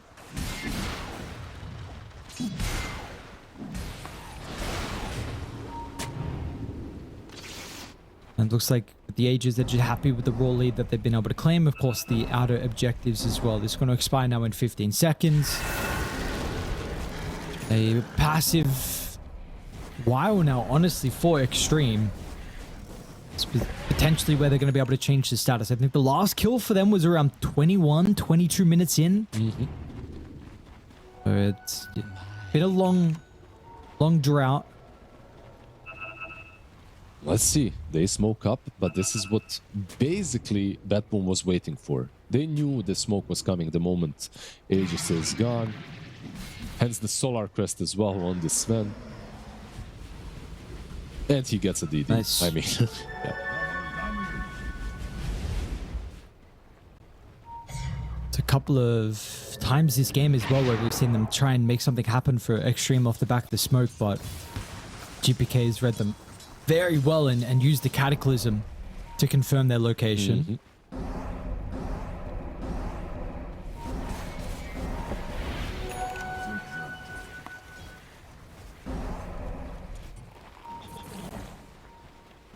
It's just a very, very methodical performance from the boys on Betboom.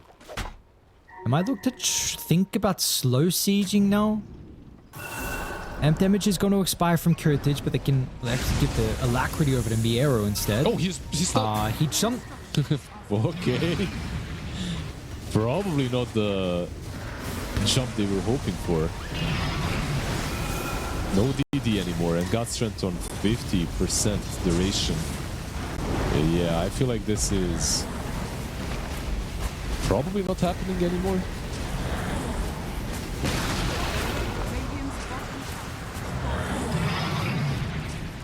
Yeah, by the looks of it, it's not. So they'll get the tower though, nonetheless. Happy with that.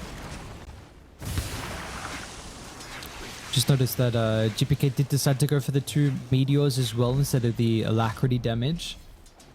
I wasn't sure in a game like this where you have a pretty good Alacrity hero, and we were speaking about all the buffs that this Sven's going to be playing with compared to someone like Arme. Was double meteor or triple meteor. Even electricity on someone like not too Slardar bad. is nice, right? Like getting that Yeah. perma bash on him.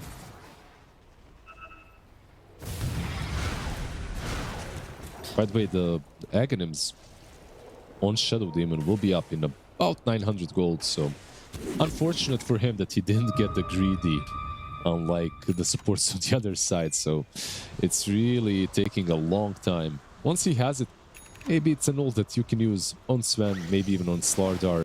It's the only thing that prevents Slardar from running around fast in Guardian Sprint. But Slardar also has Linken's completed now, flying out him.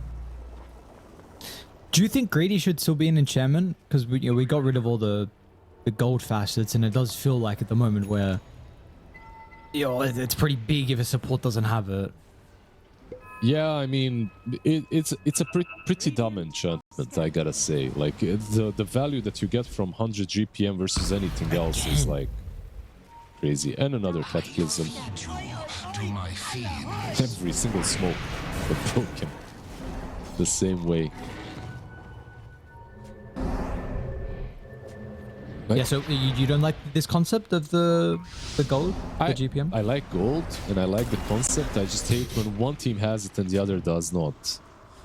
That's like this disruptor, let's say. It's a completely different hero if you get the 100 GPM and if you don't. Like a completely different play style.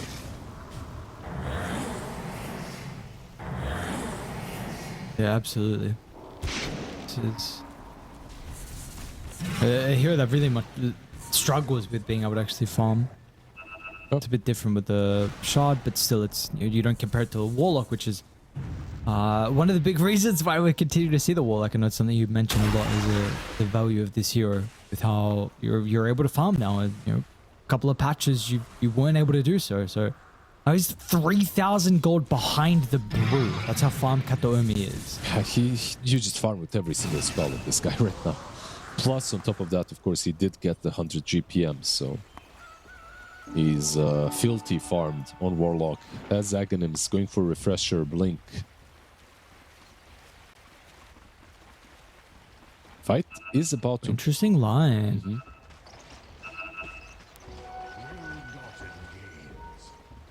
Radiant are scanning. I'm gonna go the long way around. They will scan up the high ground as well. No one is currently home. They know. Both of these teams know exactly, more or less, that their high grounds are taken. Smoke is gone on Dire. Radiants still have theirs for a while longer. Okay. Smoke's gonna pop. Nothing to say. Instant tries to blink in, but they get the vision for the glimpse back. Okay, that's a We'll have to use the BKB. And they're also going to see Curatich inside the pit. So first purge of the game is out. Arme's going to try and run him down. Eats the rock. Oh my god, he tied to Roche. But nonetheless, it doesn't matter because Arme's dead. That's your carry gone. And without your main damage sword inside the team fight, you just see the Brewlings die instantly as well. And they're going to make sure they catch up to the last one. So XXS is also not going to live to tell the tale. The two supports... Well, Disruptor, he'll make it out. Looks like Nothing to Say also was able to TP, but far out the damage from the Sven. It even looked like a decent go time, honestly. Like, you find the Sven in the pit, you isolate him with the Purge. Like, you can't ask for more, but this Warlock is massive. Windranger came a bit too close with the BKB. And the Golem, of course, goes through BKB, sets things up. I think there was like a Roche Bash or something as well on Windranger that gets the kill in the end, but it doesn't really matter how it happened. What matters is that their base is absolutely in shambles. It's gone. Radiant's top tower. Radiant's top Nova. Still gonna end up dying. Does anyone want a good jump? Nero will. Gonna buyback will look to rejoin. They've got, importantly, Arme back alive as well. BKB TP out from the Shaman. Is he going to be able to taunt his way out? He will. Viera also doesn't get glimpse back. That's... No one dies. Yeah, that's 2 buybacks and you don't get a single kill. straight back into Rush. God Strength is off cooldown. I mean, at this point, even without God Strength, you take it really quickly, but they can use it towards the base. There is a chance for Xtreme to get here fast enough, maybe?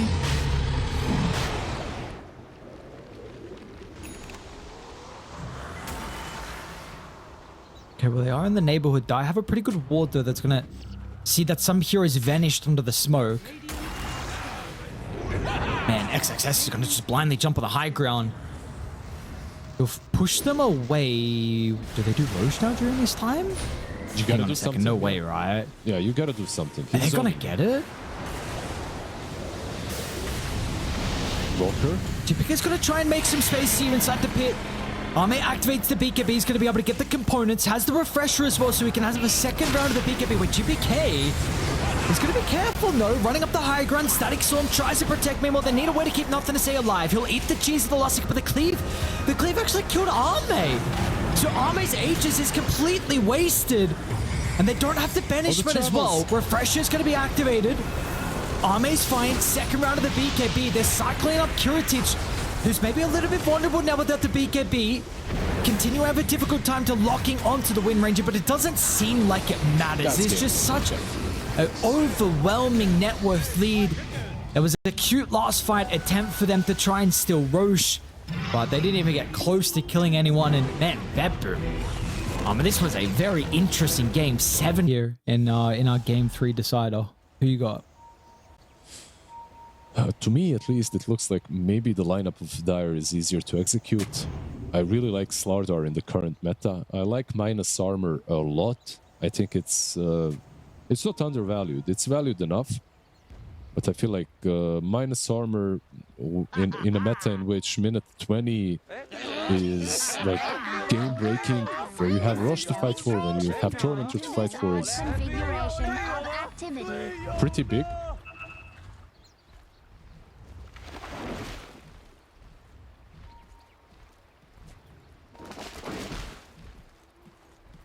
Okay. 30 seconds to battle. Let's see who's going to be able to get over the finish line here. Hopefully we're in store for another exciting game, though. Actually, been pulling out something exciting once again with the series yesterday with Nemesis going long games. We shall see. The battle begins. Nothing to say. We're going to be able to get the shackles, an aggressive banishment instead to hold back GPK. So maybe preventing that extra crush follow-up. Nonetheless, it does allow the puck to get away, which is, of course, the most important thing. I didn't see where the bounty slit was. I don't know if it was a 2 for 2. It's 3 for 1. They got one extra bounty on Bet Boom.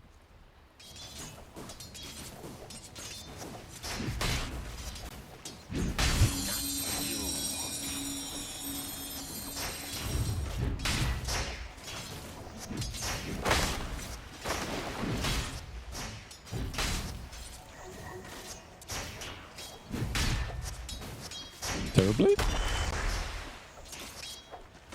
Terrorblade? Ooh, one last hit was needed. Just one extra hit from the Shadow Shaman. We would have our first blood very early on. And versus a meta, by the way. Usually the teams, when they see Metamorphosis get used, they...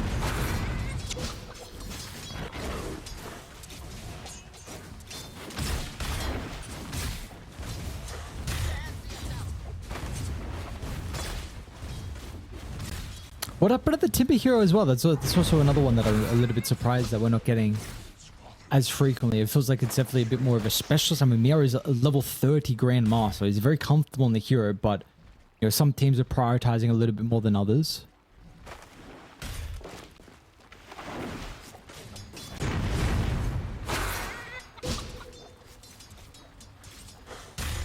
So we'll see how Mr. Miero is going to be able to perform in a game like this. We'll see what the item build as well is going to be for him too. But so far I was expecting this lane, of course, with what we saw naturally in the draft before the slot, I was expecting this to be a pretty good lane with the Jakira TB, but the big thing about the lane change up, kind of somewhat nice as well, save having the chicken fingers to deal with some of the TB illusions.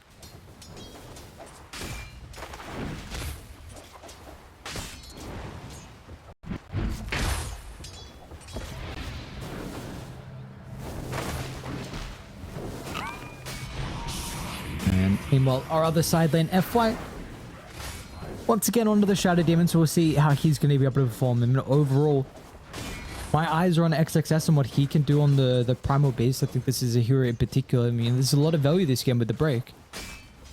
I mean, if you can get a bunch of farm on XXS, and you know, this hero late game can really start to cause a bunch of chaos. I think importantly was some extra control that I wanted them to have with the Terrorblade right clicks in particular. This is I think they drafted well to play with the TB, like the supports we were mentioning inside the lane with the Chikira, with previously how they thought the Slaughter was going to go there, but then, you know, you got the SD for the illusions, you got the Puck for the coil, but, you know, late game double pulverize, you know, onslaught, rock throw, what we've been seeing more frequently as of late, has looked really, really good for them. TB, speaking of him, lack of mana problems here from Miro. They will actually give him the Lotus now, so he's got some extra spells to work with. Arme starting to get run down. One more right click is what they were missing though to get the kill, but we've done a pretty decent job, however. Arme doesn't really have any resources. Save apparently is going to be fine. Okay.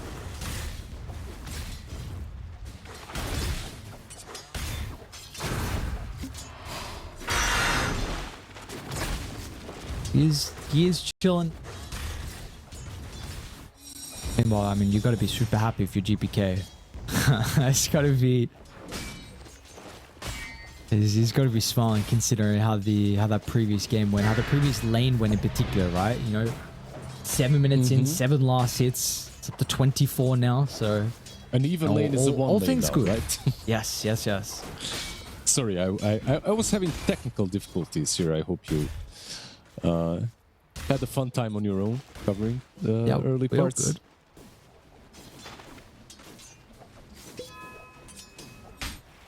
I was asking, I think before it happened, just the Timber. What are your thoughts on this hero? Just because some teams are prioritizing Timber more than others, and I mean, Mira's a Grandmaster Timber player, so it's not like he's shy with picking it or not. But what is kind of your read on the hero as a whole?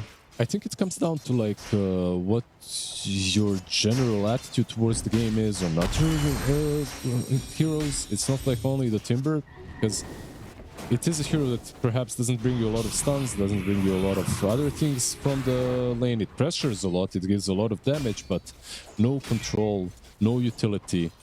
And if your read is that you need a lot of utility in the game, maybe then you will shy away from picking Timber, right, and offlane. Also, a lot of Ursas are being picked and heroes that are good against him. Terrorblade.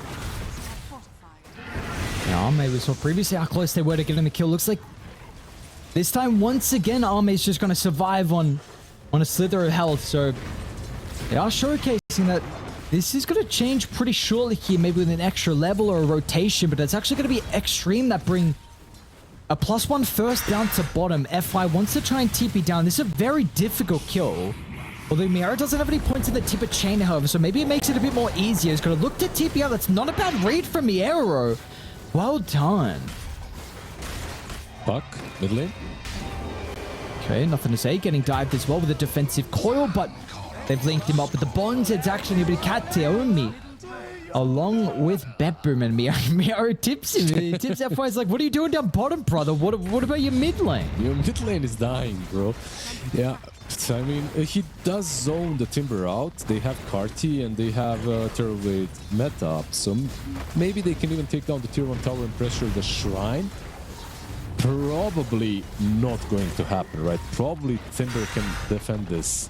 It's one of those rare offlaners that can do exactly this, run into 3 heroes. He can do it, right? Yeah, he can. 2 levels of reactive armor.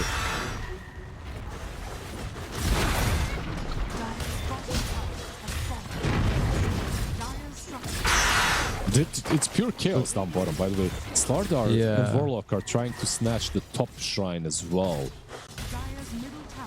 I think they're losing both shrines, right? Yeah, they're losing both shrines. They absolutely are. Okay. Honestly, kind of rough, considering... I mean, their heroes don't... The supports, at least, aren't heavily level dependent, but Was he fine if he kept running? Oh man, if you... Okay. Somehow we got the neutral denial. Well done from XXS. I honestly thought he was fine if he kept running with the movement speed in the river, but also maybe not. Regardless, it's not the worst outcome. Yeah, chicken fingers, shackles, kind of hard to tell.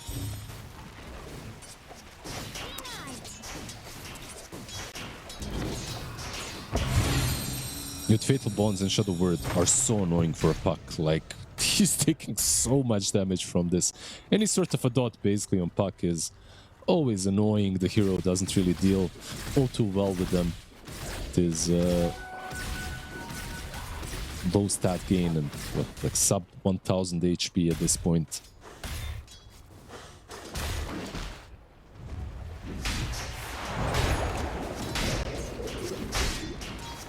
So far we've gotten really close to a bunch of kills, but only found one in our laning phase.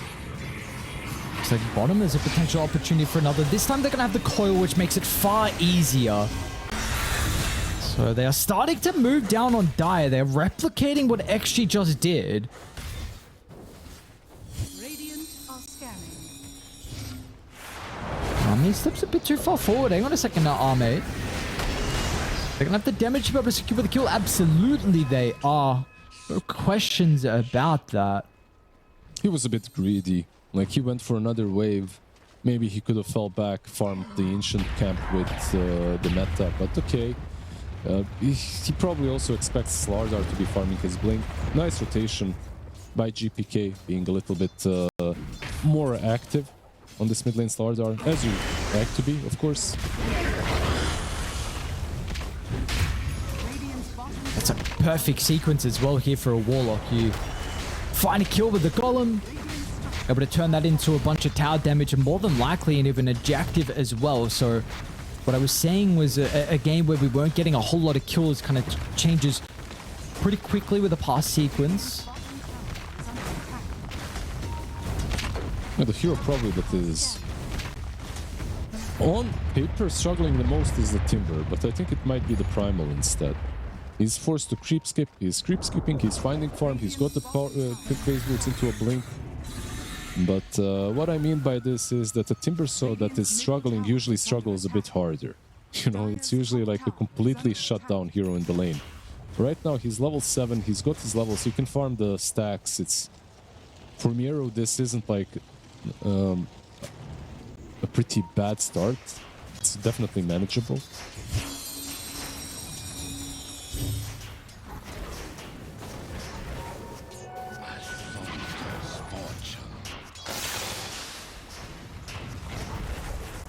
Mid lane. They're trying to pressure this because of the catapult, right? And they have level 5 Jakiro, which means level 3 liquid fire.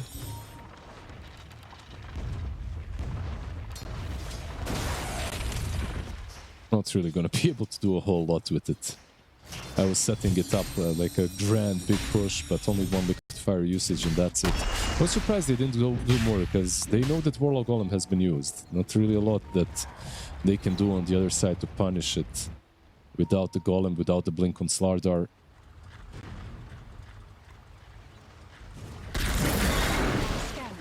Do you like the more damage-esque Timber build than some of the utility that we sometimes see as well with the offlane Timbers as of late?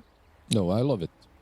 I absolutely love it. If you can justify it, if you think that it's a good game for Timber, it's like there are items that you buy on heroes because you want to buy them, and there are items that you buy because you have to buy them because the game is just forcing you.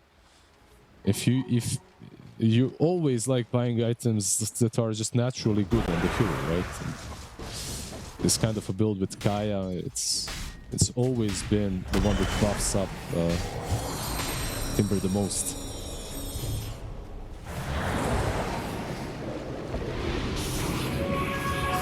Regen? We'll fight over it. Unfortunately, Pucky's nowhere to be seen to be able to get it. We'll see what Miara is going to be able to do with the item build that fits the playstyle of the Timber a little bit better than. So far, he's got a game where he's going to be able to play with... Is this Blink? I saw him complete as well. On Slardar? Someone get a Blink? Yep. Smoke Blink Slardar ready to roll. Top tower is under attack. Primal not quite there yet. He needs like 200-300 gold and he'll have it.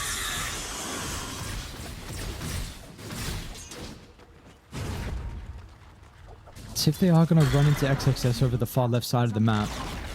They were hoping that he was starting to farm some of the jungle, but pretty good position for XXS, honestly. Like, it seems like he knew that something was going on. Reposition back to the safety of that tier 2 tower, so they're going to miss on the smoke here, but they might just look to try and connect to mid.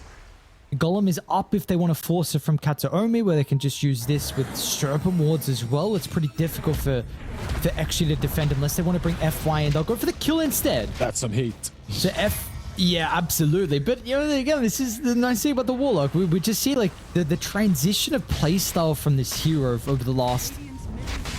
maybe a year is even too long. Maybe it's even sooner, but... where you just use the Golem, of course, sometimes it's not even for a kill. Sometimes you use Golem for a little bit of damage on the tower, sometimes farming, but... Yep. As long as you have a good read on when you can use it and when you shouldn't use it, that's fine. They are tipping terribly in the mid lane, by the way. They want to set up a fight. Yeah, I thought they were going to do this earlier, though. Like, what's the point of doing it now if you're going to TP him and the tower's gone anyway? Well, the idea... I thought he was... I think the idea was the coil, but the Slardar TP'd out way too quickly. That's all.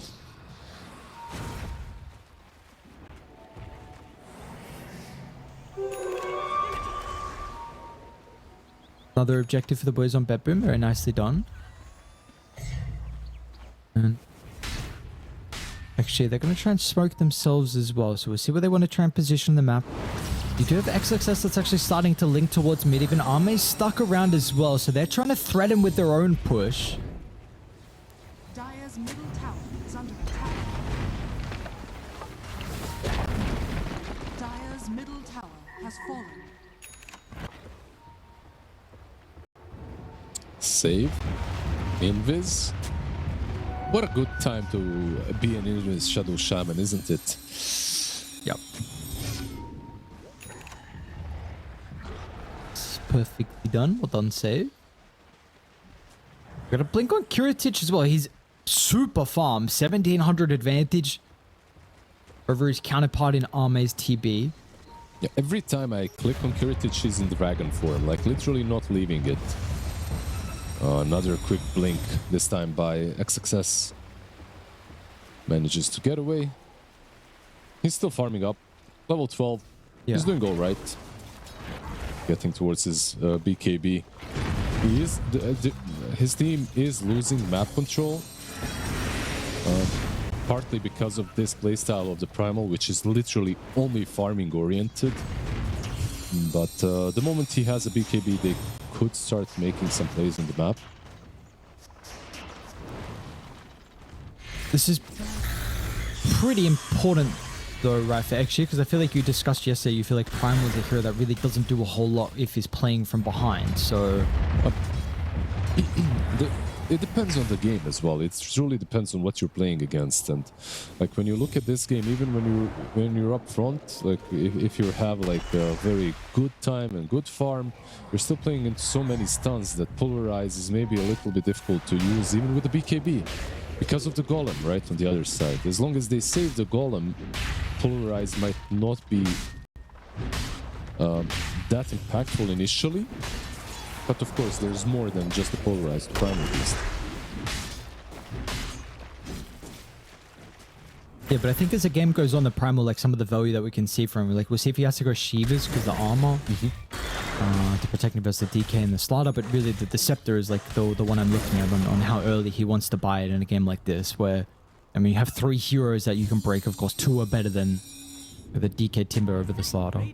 Are scanning. Shard as well. Speaking of Aghanims, there's also Aghanim's Shard that is massive. I would say another way to disrupt Shadow Shaman from shackling, from controlling a target. True. Yeah, he was definitely one of them that went the Shard very early. I mean, we saw it was just one hitting waves apparently, so... I imagine this is something that, if that's the case with the Shard on Primal, I don't see why more people wouldn't go it a bit earlier. Straight into the pit. They are roshing by the looks of it on Bedroom. Yeah, they do have corrosive haze, right? Like, this is why I like TA, this is why I like Slardar. It opens up Rosh so early on. Like, look at it like this. You take Rosh at minute 18. What this means now is that you literally have full reign on the map for the next 5 minutes, right? Like, across the map, you can do whatever you want to. Which includes Tormentor, which will be up in 2 minutes. So, you will have a Dragonite with an Aegis hitting Tormentor with corrosive haze, so it also dies very quickly. Dire's bottom tower is under attack.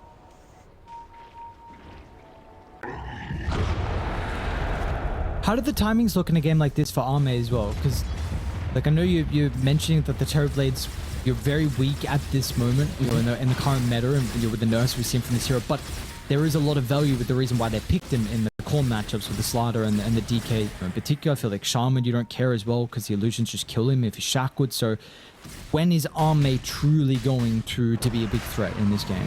Well, the first big, not big, but the first playable moment for him is the Dragonlance Manta, and that's the next item that he's going for.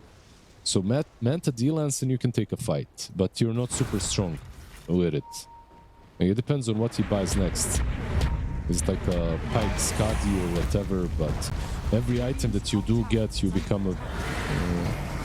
aggressive jumping, Kiritich. He's going to be able to run into one of the supports in X-Nova. For the only casualty by the looks of it.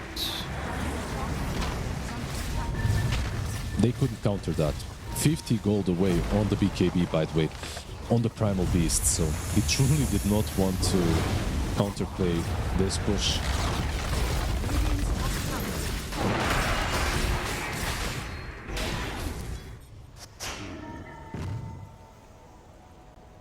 No, nothing to say. He's getting his farm on the other side of the map, so trying to occupy some of the triangle area, shoving out bottom as well. He's going to be working on the Lincolns himself, so feels it's necessary with the point-click stuns that Betboom do indeed have. There's no golem.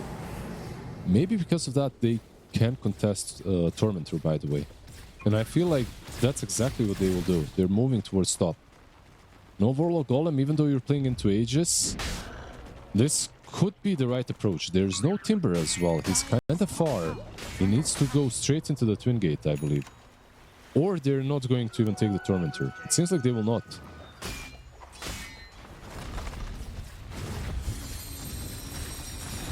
So, what just happened? In the end, they traded a Jakiro and the tier 2 for the Tormi. Not too bad for Xtreme Gaming, considering the state of the game, right? We're playing into an Aegis and we're getting a pretty big objective. Unfortunately, the shard goes to Jakiro. It's not a bad shard on him. It's just that the one on Shadow Demon is quite a bit better.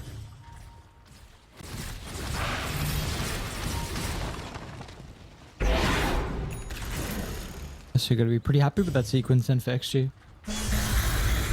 But we'll see what they can do for the next 2 minutes still on Betboom. I mean, they're starting to have to reposition down to bottom because Xtreme are considering about stealing the Wisdom.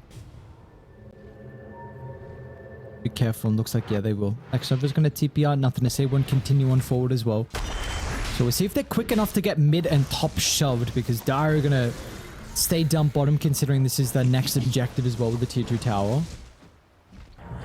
It's the next natural objective, especially with the BKB on Dragonite. He's moving towards the crit, but he will be losing the Aegis in a minute. So in a minute time, we might see Xtreme smoke up and finally use the Terrorblade, because there isn't really anything big that they have to be waiting for right now.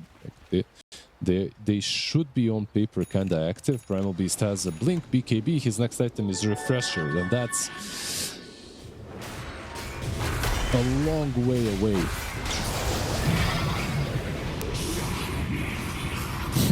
FY.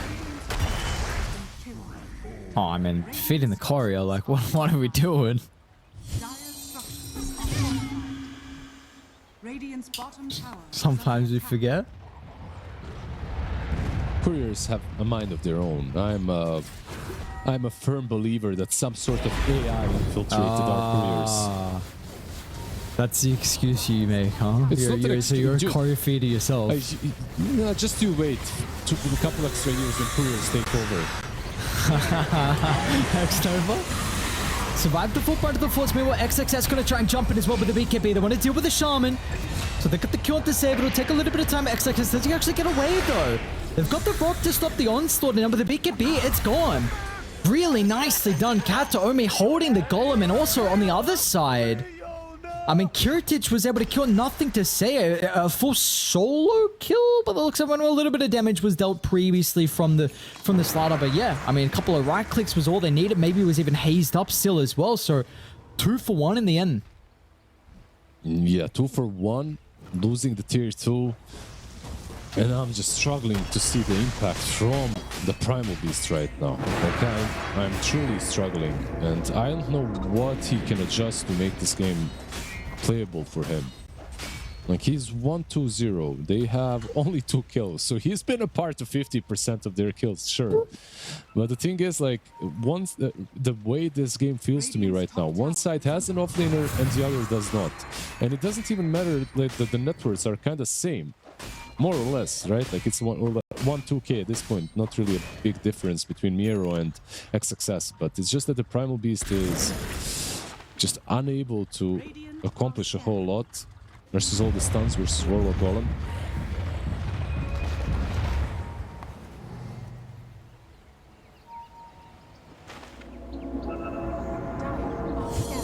Let's see, maybe next time they can jump the right targets. If they jump the Warlock, if there's no Golem, I think the fight is definitely much easier for him. Instead of find the right approach.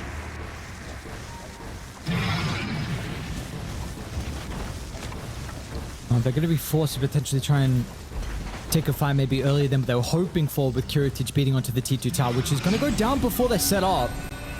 Not that Assault does get the coil in, though.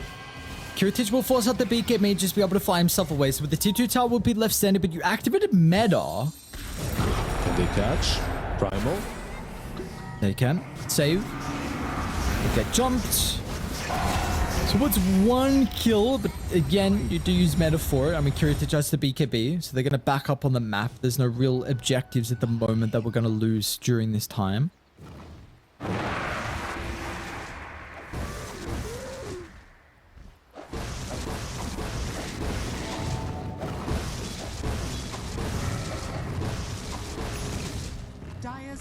And this man's going to be hitting pretty goddamn hard now with the data's completed on Kiritich, so... See how you're going to address him. You want some reflection illusions, you want some SD illusions as well. I'm suddenly level 1 banishment, so it's not really going to do a whole lot. And FI just might die if he puts himself in. I swear, in that position. Every game FY goes for Ags on a certain hero, the next game is like the complete opposite, full utility, no greediness at all. Especially because in the last game he never even managed to complete it. Well, this game he goes Solar into Vlad's. You know, just that's the chill Vlad's carrier. You know, it ain't much. It's honest work. You get the Solar, you get the Vlad's, and I like that position 4s are doing this, by the way. A lot of players are doing this, even like on Hoodwinks and stuff. It doesn't truly matter what you're playing. As long as the hero doesn't have like a super important item on a position 4, like you can get Vlad's. Even on 5, by the way. Yeah. Yeah, it's not a bad item.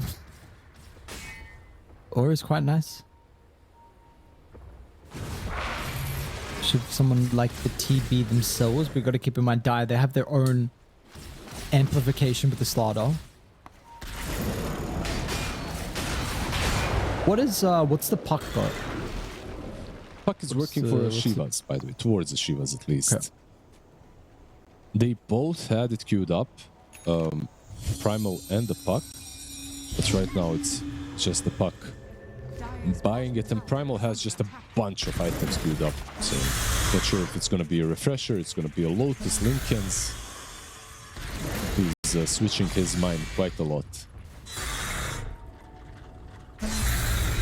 Yeah, I wonder if the Puck even has to go Lincoln's next item for himself as well. I don't know if there's going to be damage problems because of the TB plus Primal, so maybe you don't need the Witchblade.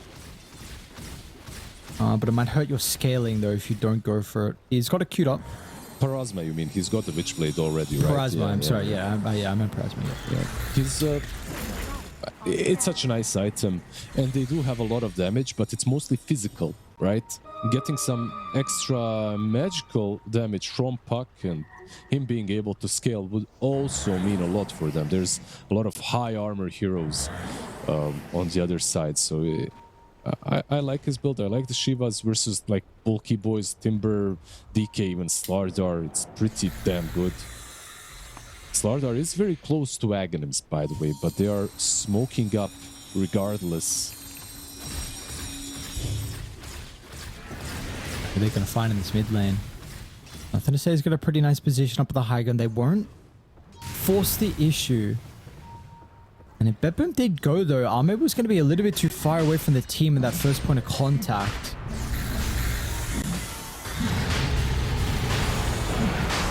Approachable ball, so they got an idea. They're going to lose their Observable, unfortunately. You can't really jump in the air with the Lotus on him. Okay. Yeah, but it's got up, but still a play has to be made pretty surely. XXS. He'll get the job with the rock. Instantly going to be able to cancel the Pulverize, but the Age is about to be on the deck, and Kiritich is going to be able to find it. And now with the DK having the second life, importantly, Ame, how is he going to enter the team fight? They found the Shaman. Safe just blindly jumped on the high ground. He was hoping everyone else was going to follow, but they didn't want to. Betboom were kind of respecting the potential high ground turnaround once TB is set up, but it doesn't matter. You lose the Shaman, you get the Aegis, you get Roche, X-Nova. They are going back in. Wants a D-Ward, and he'll pay with his life for it. There's more? What's going on? Dire's top tower is under attack. Yeah, just running uphill versus a Terrorblade, never a good idea. But like you said, they do get the Aegis, they get an extra kill after a freebie. Straight back to farming. I'm actually super surprised that Kiritich managed to take that Aegis next to a Primal with a BKB on. I know that there is a DOTA lab thing that you can activate so that you don't click on the Primal. Like, you can click on anything around him. I'm sure that he has that, because they're like, how do you click on any, like, Primal with the BKB is basically half of my screen. Like, Yeah. I can't even see Roshan, yet alone Aegis when it drops. Yeah, that was so annoying when we saw what the mid lane is. I think you can kind of, I mean, maybe not as much anymore, but with the, like you're saying, how big your size is of the hero, where you just body block the creeps and you couldn't last hit him in the lane. Yeah, they still do that versus players that don't have the lab thing activated. I don't. That's why I know that they still do it. I see.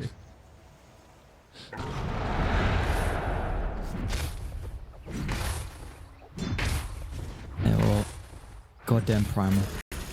He's got Refresher though, but we're seeing some real big problems with just Warlock. You just trade one Pulverize for a Golem. And maybe you just Pulverize, force Golem, and then refresh and Pulverize again. But I mean, that is not ideally the combo you want on this Primal hero. Yeah, the refresh on him is for the BKB as well, right? Like, not necessarily only for the Pulverize, because Pulverize, the cooldown is 30 seconds. You know, like trading a refresher 180 seconds for 30 seconds cooldown feels kind of bad, but it does win you team fights. Like, you can double trample, double onslaught as well.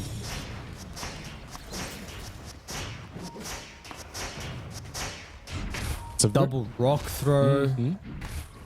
Absolutely. That's the important one right there. Come on now. Yeah, he's buying it next. He's going for the shard. He did delay it a little bit, but rock throw will be there probably for the next fight. Let's see, because Dragonite is kind of posturing himself very aggressively.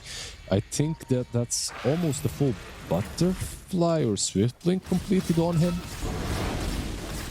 What's flying out? It's a butterfly.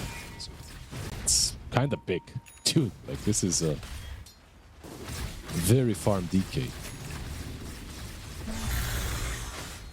We're not going to receive a response to this butterfly for a while, even if Ame wants to consider it. It might need some other items instead of the MKB.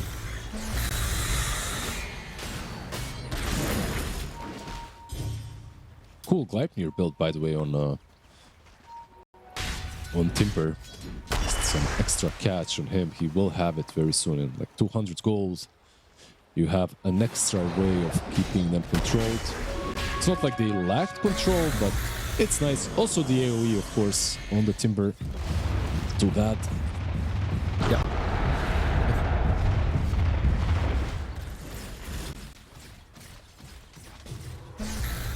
There's a butterfly delivered from Kiritic. Doesn't look like they're going to get too much out of the Aegis, so will expire in about 45 seconds now. Xtreme holding hands, sweeping across the map.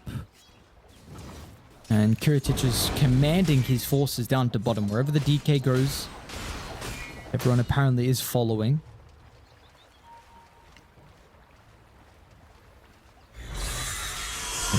Cut mid and bottom. And we'll see what the call is going to be for them if they want to try and force the high ground. They can drop the wards. I think they're Venice still as well. But we'll definitely be able to force Xtreme back, and they're already coming back. They kind of did the same play in the last match. Let's see. Pulverize. Jump into the back line. Oh, Natus is going to be able to silence the Warlock, so they don't get to cancel the Pulverize. And the Smith haven't secured the kill to Kataome just yet. It was a really beautiful synchronous jump from both the puck and the prime, but they didn't get rewarded for it, however. You know why not? Because XXS didn't use his refresher there. I felt like that was maybe the situation where you could greed out, use it, and then pulverize again. But as Puck was jumping the backlines, they just backed out. So you use meta, you don't really get a lot out of it. But I guess you do defend the high ground at least.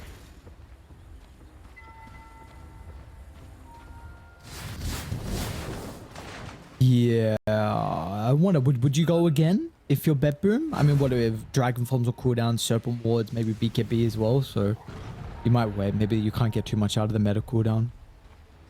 No, I think you're happy with how that went, like the fact that you didn't lose anyone on that one. But, you know, we are entering this dangerous territory where Terrorblade is becoming true menace. Like, on one side, we of course have a Dragonet that is also just as farmed, but I feel like in almost every single patch, Terrorblade was a harder carry.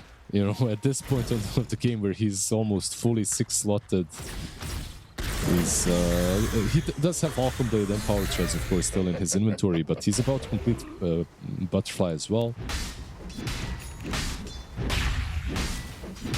These heroes will be melting on the Dire side if he gets to hit. Yep, absolutely.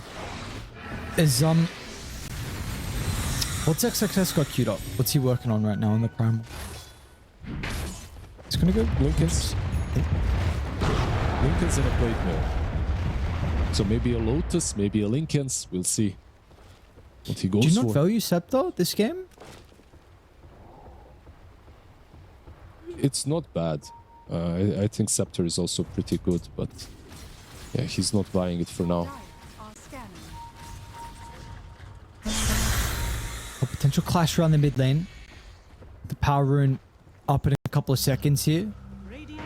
Bedroom are also nearby as well. XXS once again going to be able to get the initiation. This time the Rock will come out to cancel the Pulverize. He's got the second round if he wants to do with the backline. The Hex. They actually got the connection over towards... Ooh. XD. XD indeed. Okay, so what happened? What do we got? Rock on cooldown, Pulverize cooldown. Nothing. This guy got hexed and he didn't die. I thought he was going to be dead actually with that jump in. Yeah, the thing is, Lotus is gone. There's no Lotus, and now there's a refresher ready on Primal. They can literally choose who to go on. GPK is really low. He's in the river, but there's Shivas, there's Skadi on him. And they can basically pick and choose their targets. I'm not sure who's coming out on top of all of this. Like, there's a DK and Terrorblade are more or less on the high ground.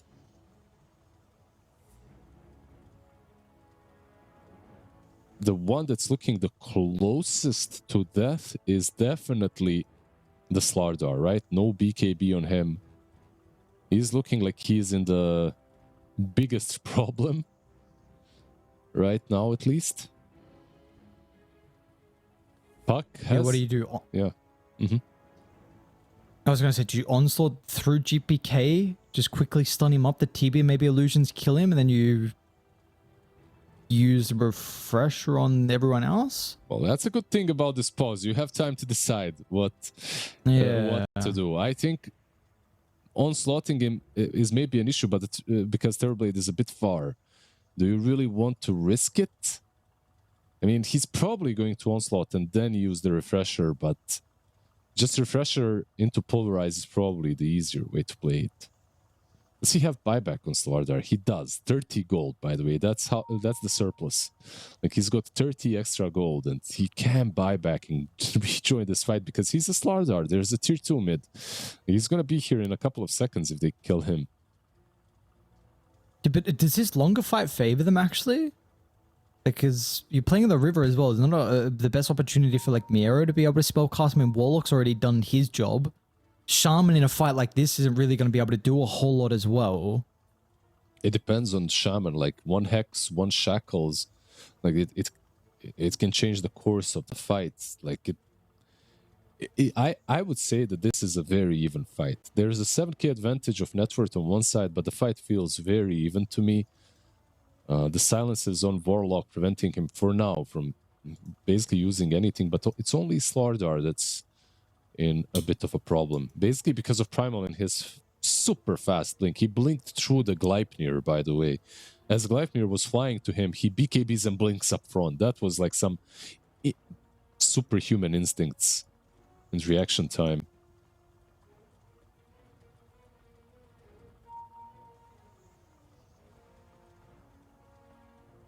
I don't know if I like seeing a tech guy standing behind nothing to say. This makes me feel like there's maybe a bigger problem going on.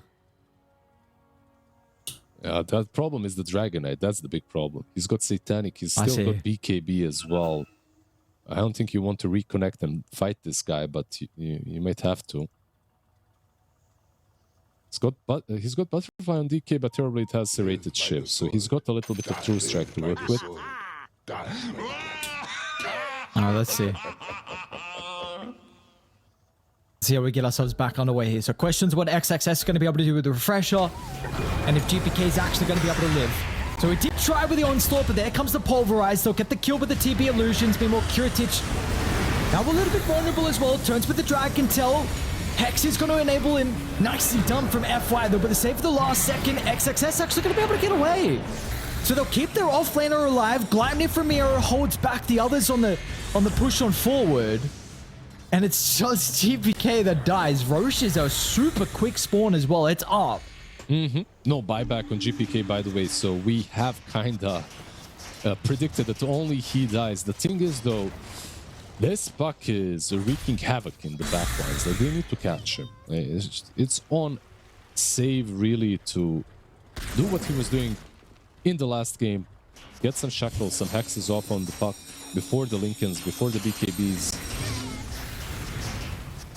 The main reason why they aren't able to kill anyone else is because Puck is preventing the supports from playing the game. They're constantly silenced, constantly messed with. They can't blink him, they can't hex shackles.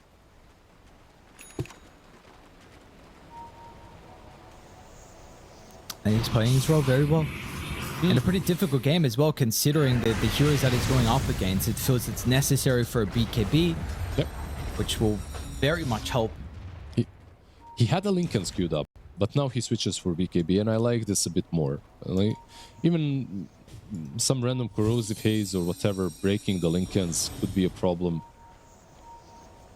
BKB allows you to just jump the backlines. Bit of a longer cooldown, of course.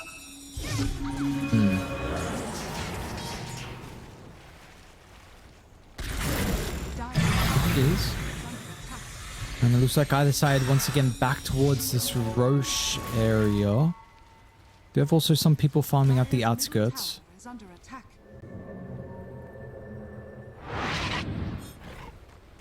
What did Ahmed decide for next after the butter? Daedalus. Did he Daedalus? Okay. Dire are scanning. Good old damage output. Like you could see in that last fight, they had the damage, but it's never enough, is it? No. You want to see the big numbers. You want to see the red crits. Instant dopamine hits, you know? DK's got his own. You want to match it. They also kind of got to give it a pick. Someone's got a scout. Oh, BKB from XXS tries to run Miero down. Miero just is fine with a Lotus. And now we've got TB illusions to send to the pit. We've got some way to scout. It's probably fallen low. They've got to go in. Hex. They get the Hex as well. Macropie is going to be laid down, but it's not going to matter. Even in the close area like this, the damage is starting to rack up with the core, holding them into place. Miero is well over to the northern side. They've got 3, so they've got 2 heroes. Another one. Now they'll make it a 3rd as well, but the Warlock getting caught. Yeah, that's the point in the game in which Terrorblade is almost uncontested, right? Like 5 slots with the dataless, like no matter what kind of a carry you are, I feel like he will out DPS you with all the illusions, especially when he has a Dream Coil or a Primal Beast keeping them in place. And I'm not sure that this trade-off was worth it. Like you lost Aegis and Puck, but you got a lot for it. Slardar, Timber without buyback for 70 seconds, by the way. Maybe this is even some sort of a high ground push, even into an Aegis. How's the meta looking? He doesn't really have a lot of meta left remaining. Maybe like 10-15 seconds max, so probably will not be high ground, but the lead that GPK and the boys of Batboom had has evaporated. I feel like XG have to have the lowest amount of kills on a consistent basis in every game. Not only them, but also just like the enemy team, just the game as a whole. And we're 40 minutes into it, there's only 18 kills. I think last game was so similar as well. Yeah, I wonder why that is. Like, one thing that I'm constantly noticing from them is that XXS is playing in a very greedy way. Like, he is just absolutely farm feasting on any hero that he plays. But at the same time, he's playing super heavy farm-oriented heroes like Brew, like Largo. Now the Primal in this game as well doesn't have to be that way, but in this game we kind of had to get Blink and BKB. Okay, no meta. Doesn't matter. Oh man. A lot of damage here with the Solar Crest along with the Demon's Eel.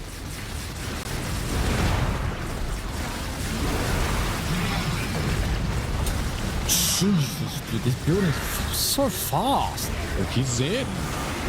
Yeah, but he's not really doing any damage to Arme. XXS. XXS has got a bit of an interesting position as well. FY is going to fly in just in case they need the banishment. Kiritich early on has to use Satanic, which maybe gives him an opening actually on Xtreme. Yeah, hang on, Kiritich. What's he doing? Kiritich?